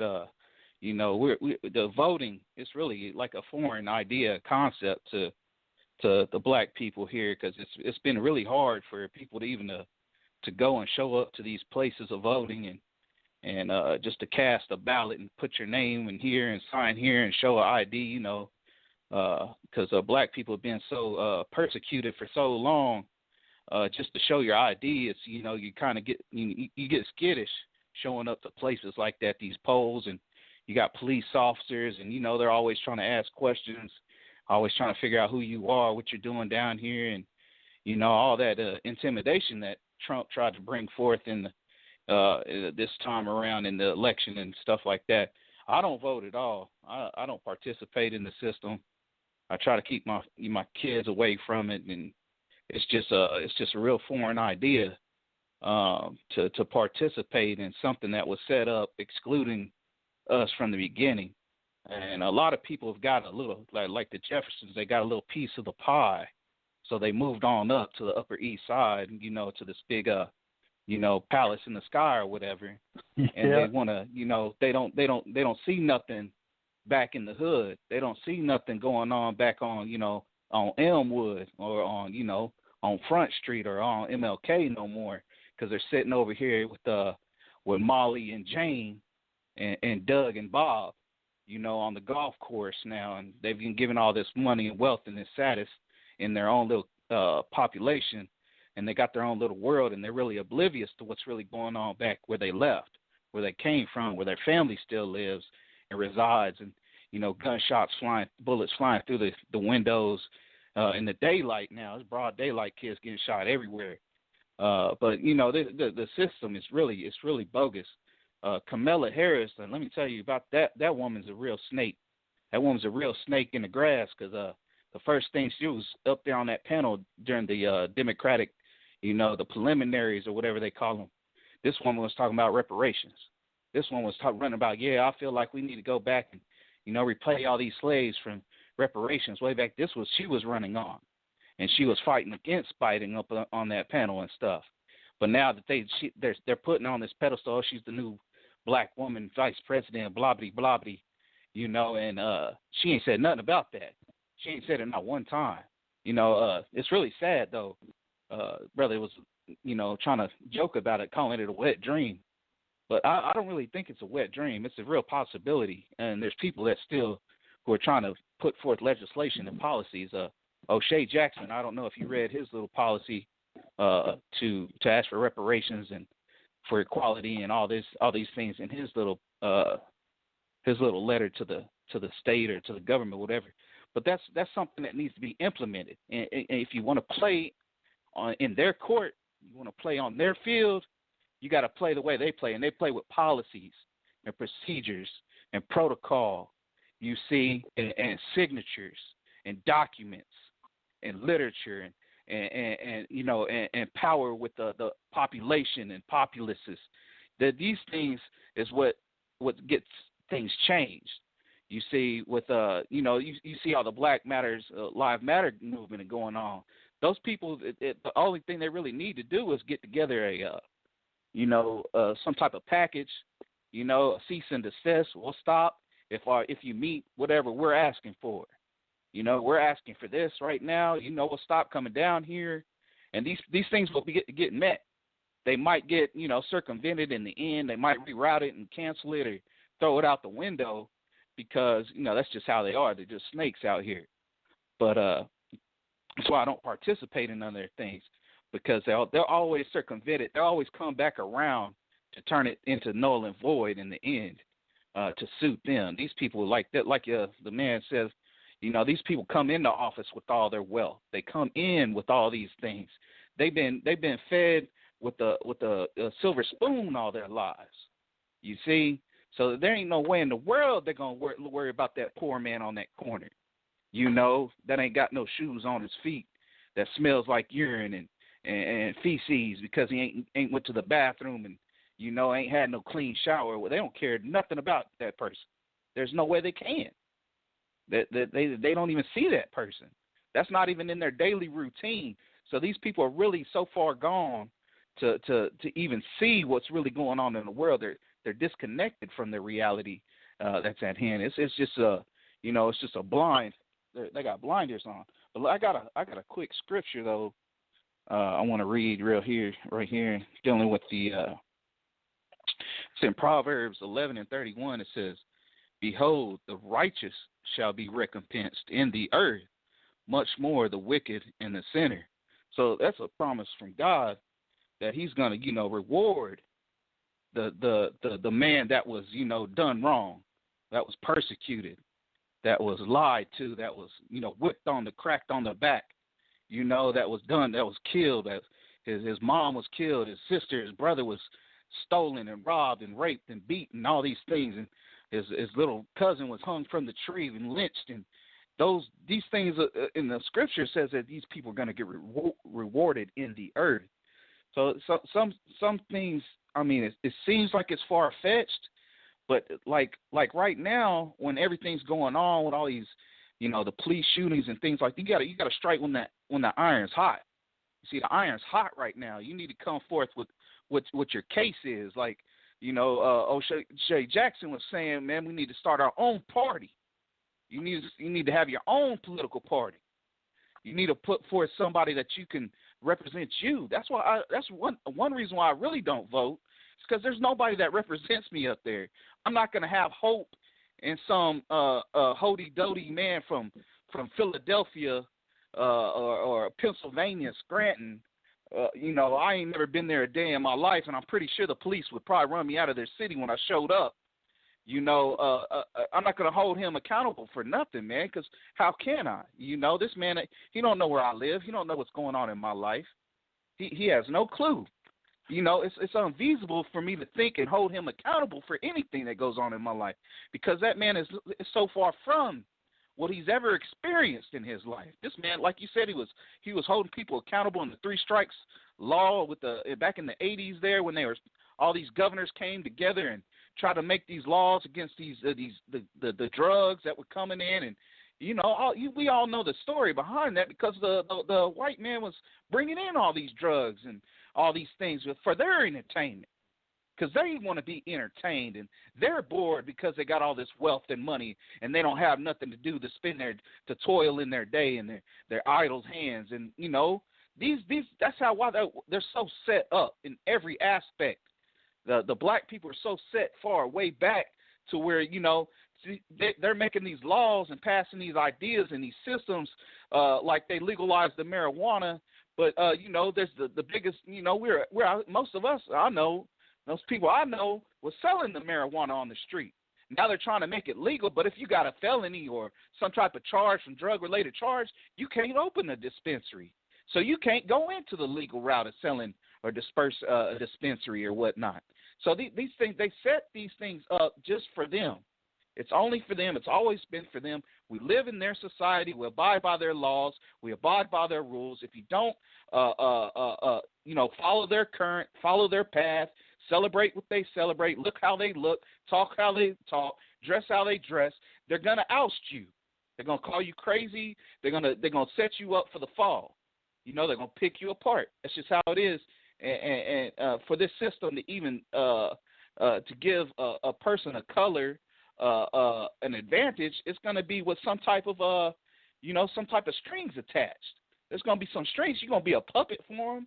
You're gonna do what they say. You're gonna do everything they want you to do. And it's just it's sad, but this is where we're at.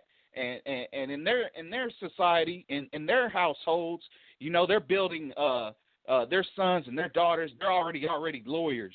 In their head, they're 12 years old. They got tutors. They got people that's coming in teaching their kids. Here, you're going to be the next district attorney of this county. We're going to go ahead and set you up a trust fund. You're going to be district attorney in this office. We're going to put forth all this effort into you. So their kids are already set up. That's how far behind black people are. We ain't got nobody set up 5-10 years in advance. You see, keeping them out of trouble so they could be put in a position to have that seat, to have that authoritative position. But they're already setting up 10 years, 12 years in advance. Just like their sports athletics, they look at these junior high students, these middle school students, sometimes going into elementary, trying to seek out the next, big time running back or fullback. That's how they're doing in sports with us. But in the mainstream, in the social and economic structure of their society, they're going in for the lawyers and the judges, and 10 years in advance. So we're so far back, man. It's crazy. It's so crazy. We're like the sisters. We're aliens to all these things. We're completely alienated all these things because they're so well set up and established in every facet. You're always going somewhere where there's a businessman, there's a man in the office somewhere, and he's got the CEO position, and 9 times out of 10 he's a white man, and he's got some old money somewhere. He's got some big family somewhere, and he's got all these cousins that are well set up. Man, we're really messed up, man. But yeah, I just wanted to interject that, man. I know I've done this, so I'm a little bit everywhere, but I just had to get that off my chest. Y'all be blessed. And you be blessed, brother. Yeah, you too. Yeah, man. But the point is, you notice the brother said that it's a system that they set up, and that's why I will continue to say, when the system is rigged against you, what make you think you finna get some reparations? Like I said, the only reparations I believe coming is from the Most High God when the kingdom fills the earth. Bingo. That's the only reparations I believe in. And Most High will not give my opportunity to see that. I pray that I'm so blessed to see that, to be in the kingdom, to get a partake in that reparations. Mm-hmm. But reparations in this day and age, in this lifetime, on this side of heaven, I'm going to keep saying it. It's a wet dream. Yeah, I know it's coming, but I think the Most High going to set that up, And just like the scripts also say that, these people that's doing all these wicked things now is going to be the ones they building up, they laying up their riches to give to us. You know what I'm saying? Are the people who are blessed to, be counted in that number, not to be super, what do you call it, cliche, but power. Man, they've been built the tower, and it's a whole lot of people taking part in it too. It's wild, man. It is wild. But he made a lot of great points, though. He sure did. He made a lot of great points. Made some good points. Yeah, and it's wild, man. I'm of that mindset, man. To be honest with you, man. That's why it's important for us to come together, man. Like, a lot of people get turned off from, like, the Torah and all of that, but I don't think we realize that it's really about nation building, like how to build a successful nation and how to maintain it, taking care of it covers the land, it covers, like, community issues, it covers civil government, laws, social laws, everything, man. Everything, and somehow or another, man, we didn't let people tell us that it's a bad thing, and the wild thing about it, man, is that once we start coming together, I really truly believe that once we start coming together, being on the same page with everybody, showing love, not this superficial love where you just accept anybody for who they are and this and this and that. Not that type of love, or you accept anybody who has these things and you just look the other way. You don't never, tell them about it or, bring up the negativities about it. Not that type of love. I'm talking about the true love, man. Until we start really loving each other, the sad part about it is, man, we're not going to see this stuff. You know what I'm saying? We're not going to see it. Not from people treating us this way. Because, man, it's what he said, man. The system is corrupt. It's based upon these big money donors, like you said, BA. But we have, like, the people on the bottom all together make way more than those rich people do. You know what I'm saying? Plus, we have the numbers. We got way more numbers than they do. So if we just came together, man, and just became one, and I'm not talking about one like, where, we just got all this stuff going on where nobody sees eye to eye on nothing. We just coming together for just the one common goal. I'm talking about being one, like, as the same mind, moving as one unit. Until that happens, man, all of that stuff, I would say, is a wet dream, But I think it can be done, but it's not going to be done the way that we doing it right now, where everybody's so divided, trying to do it their own way. You know what I'm saying? But, I thought that was a very powerful call, man. Thanks, Brother Deacon.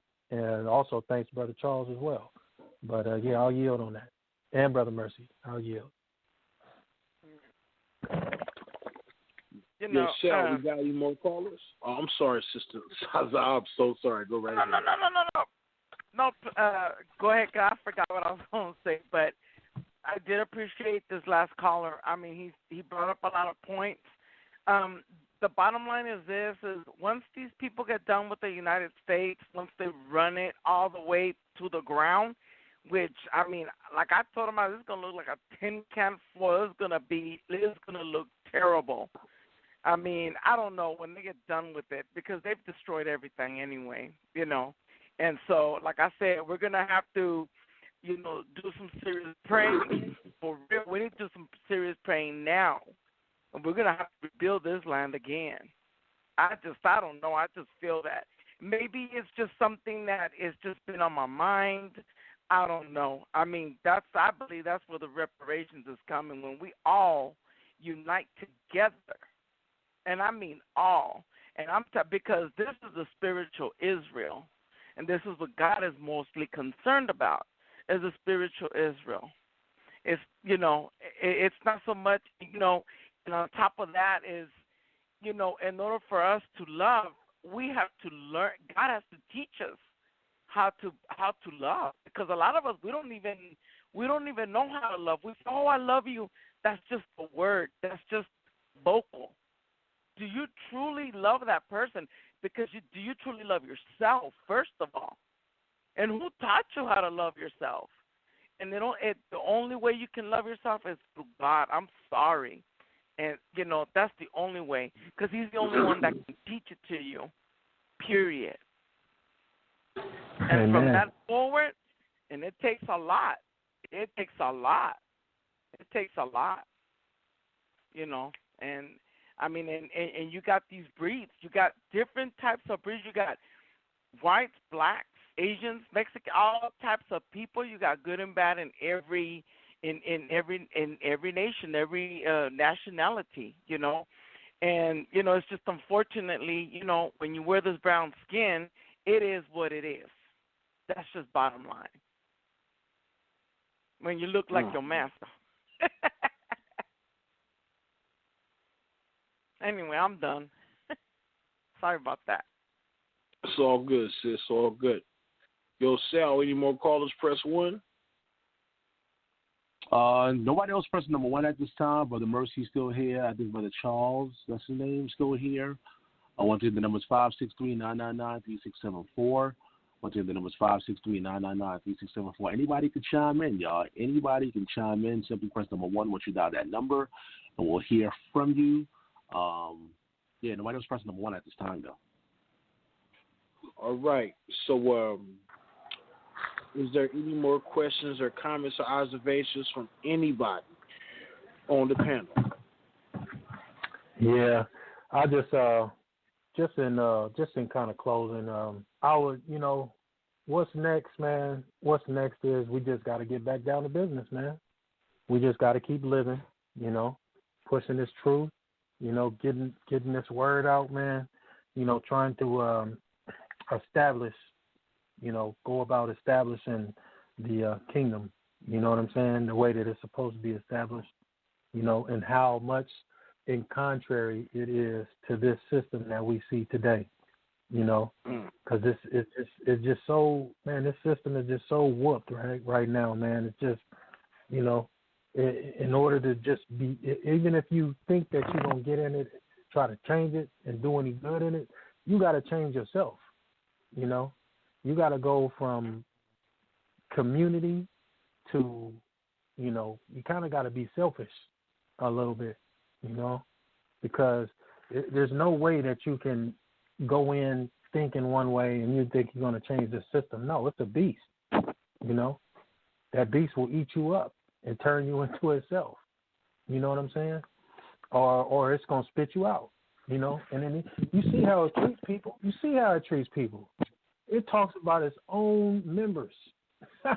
Tears them down when it's time to compete. Tears them down, man. Got the president calling. Got the president calling the president-elect or the soon-to-be-elect. Got him talking about his son being a crackhead. You know what I'm saying, on national TV. Imagine that. You know what I'm saying? This is a wild system, man. And I think if we think that we just gonna jump in and change this system, man, we got a whole nother thing coming, man. I think the best thing to do, man, is just stay away from it, and move and work with each other outside of the system. Now I know that it seems impossible, but I definitely think that that's the only way to do it, man. Because even without voting, when all this stuff came down, when everybody was protesting and talking about the police violence, man, it really got some things done. It really got things done. And that's because everybody was moving in solidarity. We was like, nah, we're not taking this no more. You know what I'm saying? You basically forced the hand, basically through protesting, and everybody was serious about the protest. It wasn't no I'm going to protest today, then I'm going to go back to business as usual tomorrow. No, it was a protest. Everybody stayed strong. And then people start seeing the changes, man. And all that was done without voting, man. That's why I'm saying, man, these people serve you. The government is supposed to serve you. And as long as we, hold their feet to the fire, man, then, I believe that it possibly can work for you. And then they'll be crawling to you looking for your votes. But if not, then it's just going to be the same way. You're just going to go back to the same thing, have 4 years. If you're disgruntled, then you're going to have to wait until November comes along where you could pick a new person and then hope that changes, But I think it's time to be proactive and not reactive, We way too reactive, man. Let's start pushing this kingdom, man. Let's get this kingdom built. Let's show them how it's really done. You know what I'm saying? That's our power. And Brother Vinny, I think when it comes to the gospel, I think as believers, I'm not saying just us here, but the so-called believer, rather, whichever paradigm they fall under when it comes to believing in Yeshua, the gospel is supposed to be a revolutionary message. The gospel of the coming, the gospel of the coming kingdom is supposed to provoke. It's about provoking people to want to come into it. And Christendom has done a bad job at butchering it, and even a portion of the Hebrew Israelite movement has done a bad job. They've done a bad job at bringing it out because they make the gospel about them. And like I said before, the gospel has nothing to do with Israel. It's about the Most High's kingdom. Ain't Israel's kingdom. It's the Most High's kingdom. And the gospel is supposed to be the good news of something that's coming, a kingdom of justice, something that's an alternative to another alternative, something different that we have not seen before, of justice and order. That is what Yeshua was establishing when he said, repent, for the kingdom is at hand.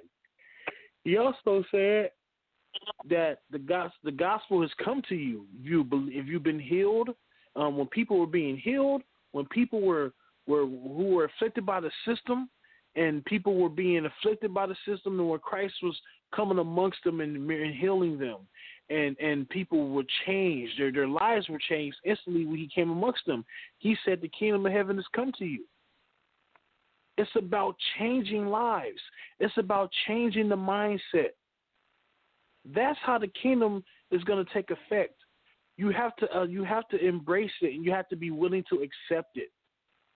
But what the church has made it out to be, it's just a nice story of just sweet lullabies and lay down and go to sleep and kiss babies.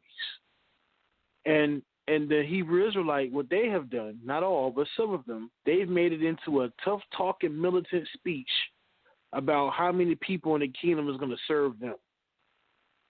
And when you teach both, and when you have both of these contrary concepts that are being implemented with the gospel that Yeshua brought, you have done damage to it. You have distorted it. Brother, you're breaking up real bad. Hello? I hate to cut you off, but you're breaking up real bad. I don't know if I'm cutting out too, but you're cutting out real bad. Yeah, I can hear him. Yeah, and the issue is that these messages that are not of the gospel about how the Christians make it out to be is all a love story and kissing babies and nothing's going to happen. You're going to stay on earth and you're just going to live the way you live. And Hebrews talking about people are going to serve them. That's not the gospel. It's a good news. It's good news of the world being under the control of the Most High God, and it's going to be justice for all people who are willing to embrace it. It's something to look forward to. And it starts with us, the individual. It starts on the inside.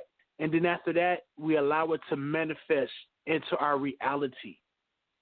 That's the gospel. That's the good news. That's the kingdom of heaven.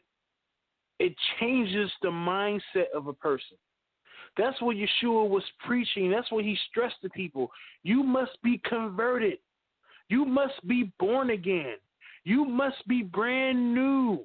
You have to humble yourself like a child and be willing to understand what the kingdom and what it brings and what it stands for.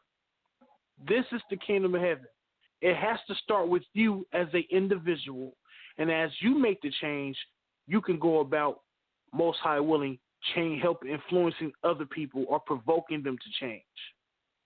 When we start preaching the gospel from that perspective and really embracing it, most high willing will see those changes, as if like when Yeshua, when he brought the kingdom and how it made a change.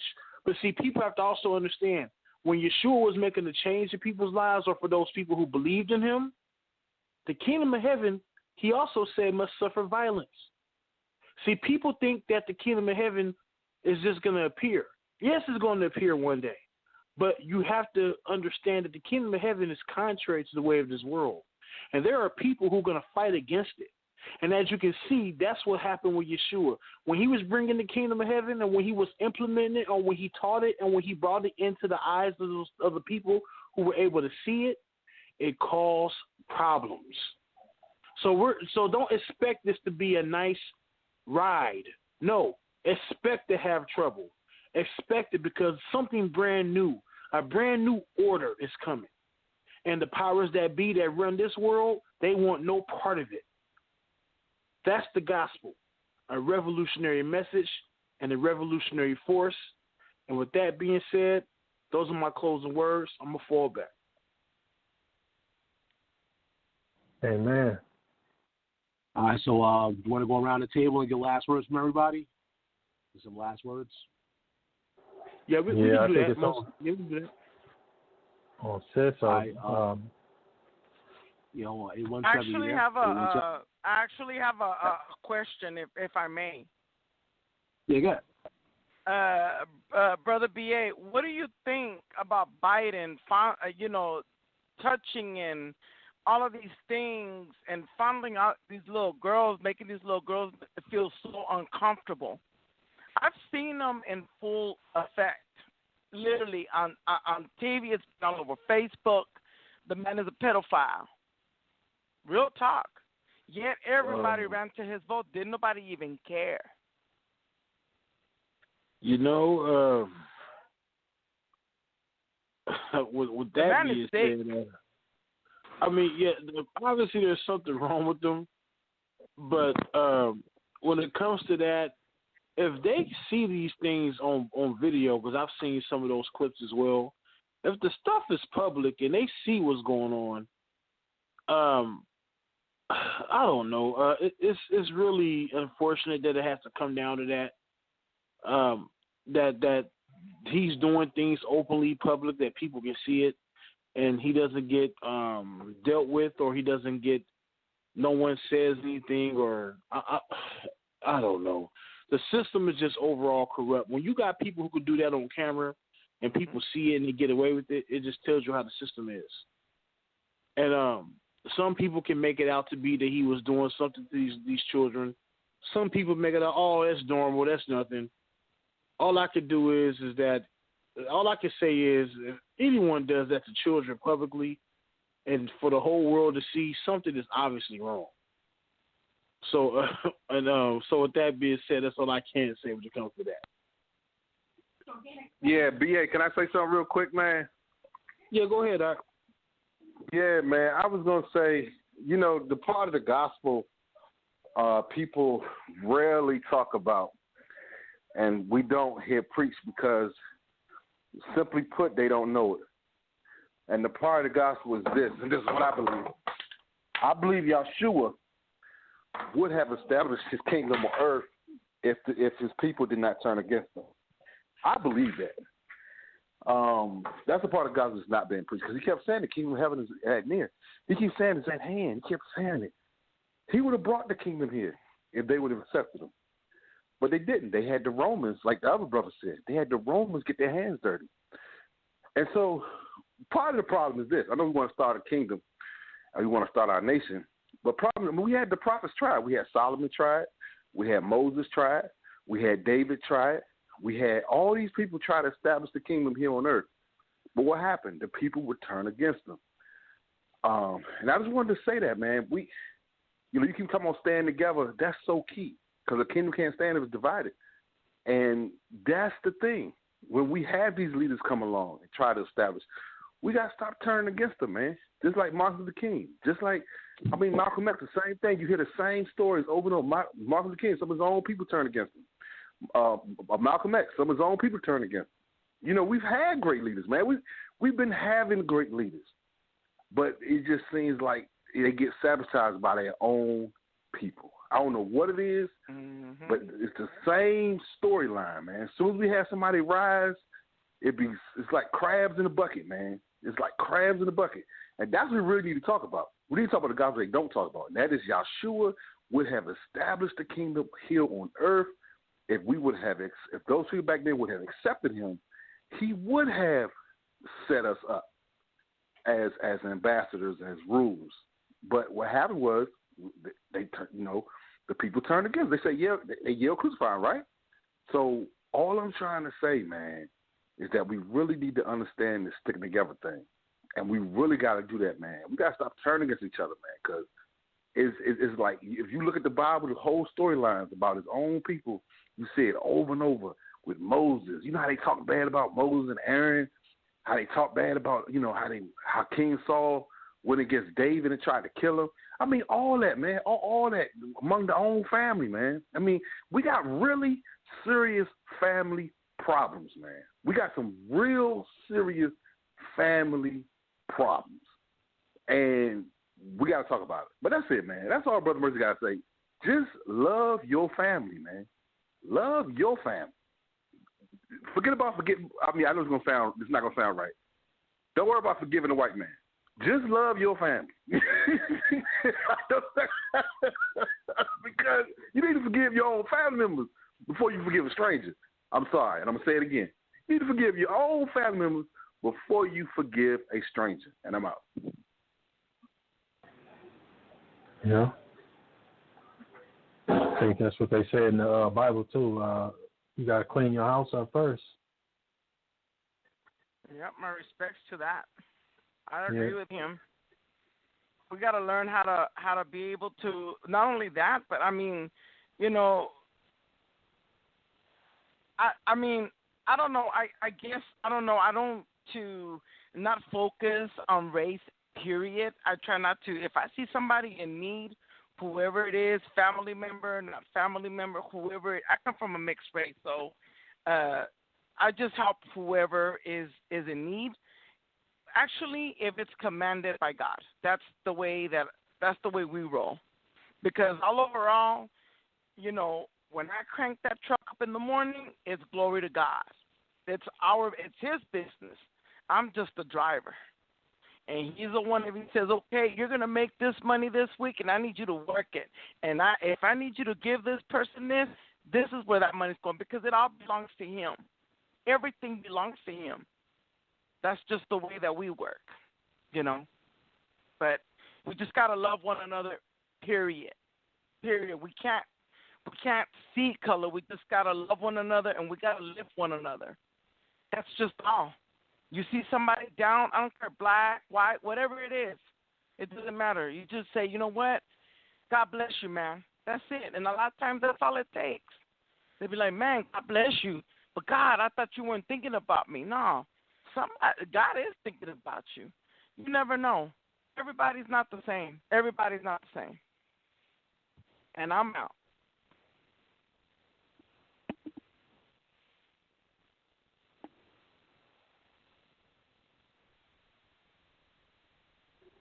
Is there anybody Charles else? Guess not. Yeah, call actually dropped. So Charles' call actually dropped. All right. Yeah, he had to go. Charles had to go. He had to go back to work. He texted me. He said, thank you so much for allowing him on the talk. He said he really enjoyed it. And, I mean, and I told him, I said, thank you so much as well. Yeah, I appreciate that brother's words. Yeah, man. He brought some very good points. Very good points. Well, it's definitely a great deal, man. Hopefully, you know, somebody learned something. Hopefully I know I did, you know, and I got enjoyment out of having this conversation. You know, appreciate all y'all, Brother B.A., Brother Mercy, Brother Charles, Sister Zsa Zsa, and Brother Sal. And, you know, until another day. Yeah, hold on, fellas. Wait, somebody. Yeah, it's Chitty Chitty Baby. Let's go to 865. 865. You got something to say before we sign off? Okay, hey, just one more thing. It's Michael Paul again.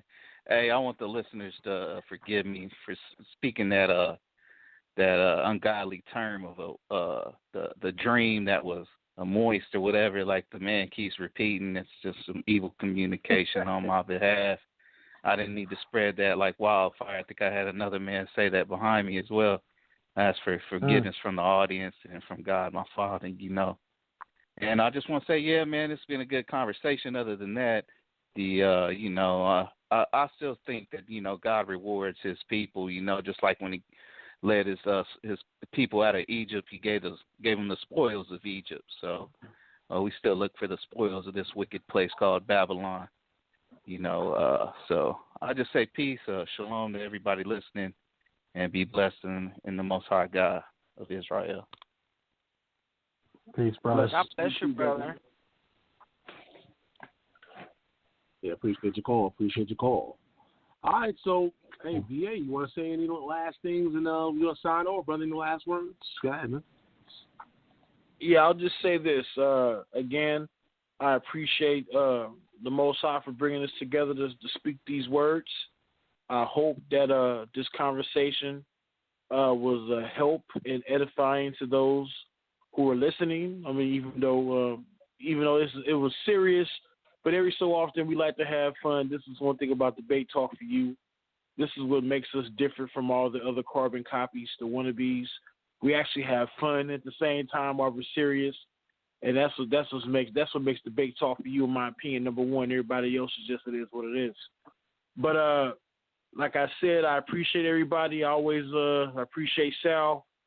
And with that being said, take it away. Brand disclaimer. The views and opinions expressed by individuals on this platform, the callers plus invited guests, are their own. The information you hear does not reflect the overall views of all parties associated with this brand. We encourage everyone to research all things heard live or via archive for edification purposes. Discretion is advised.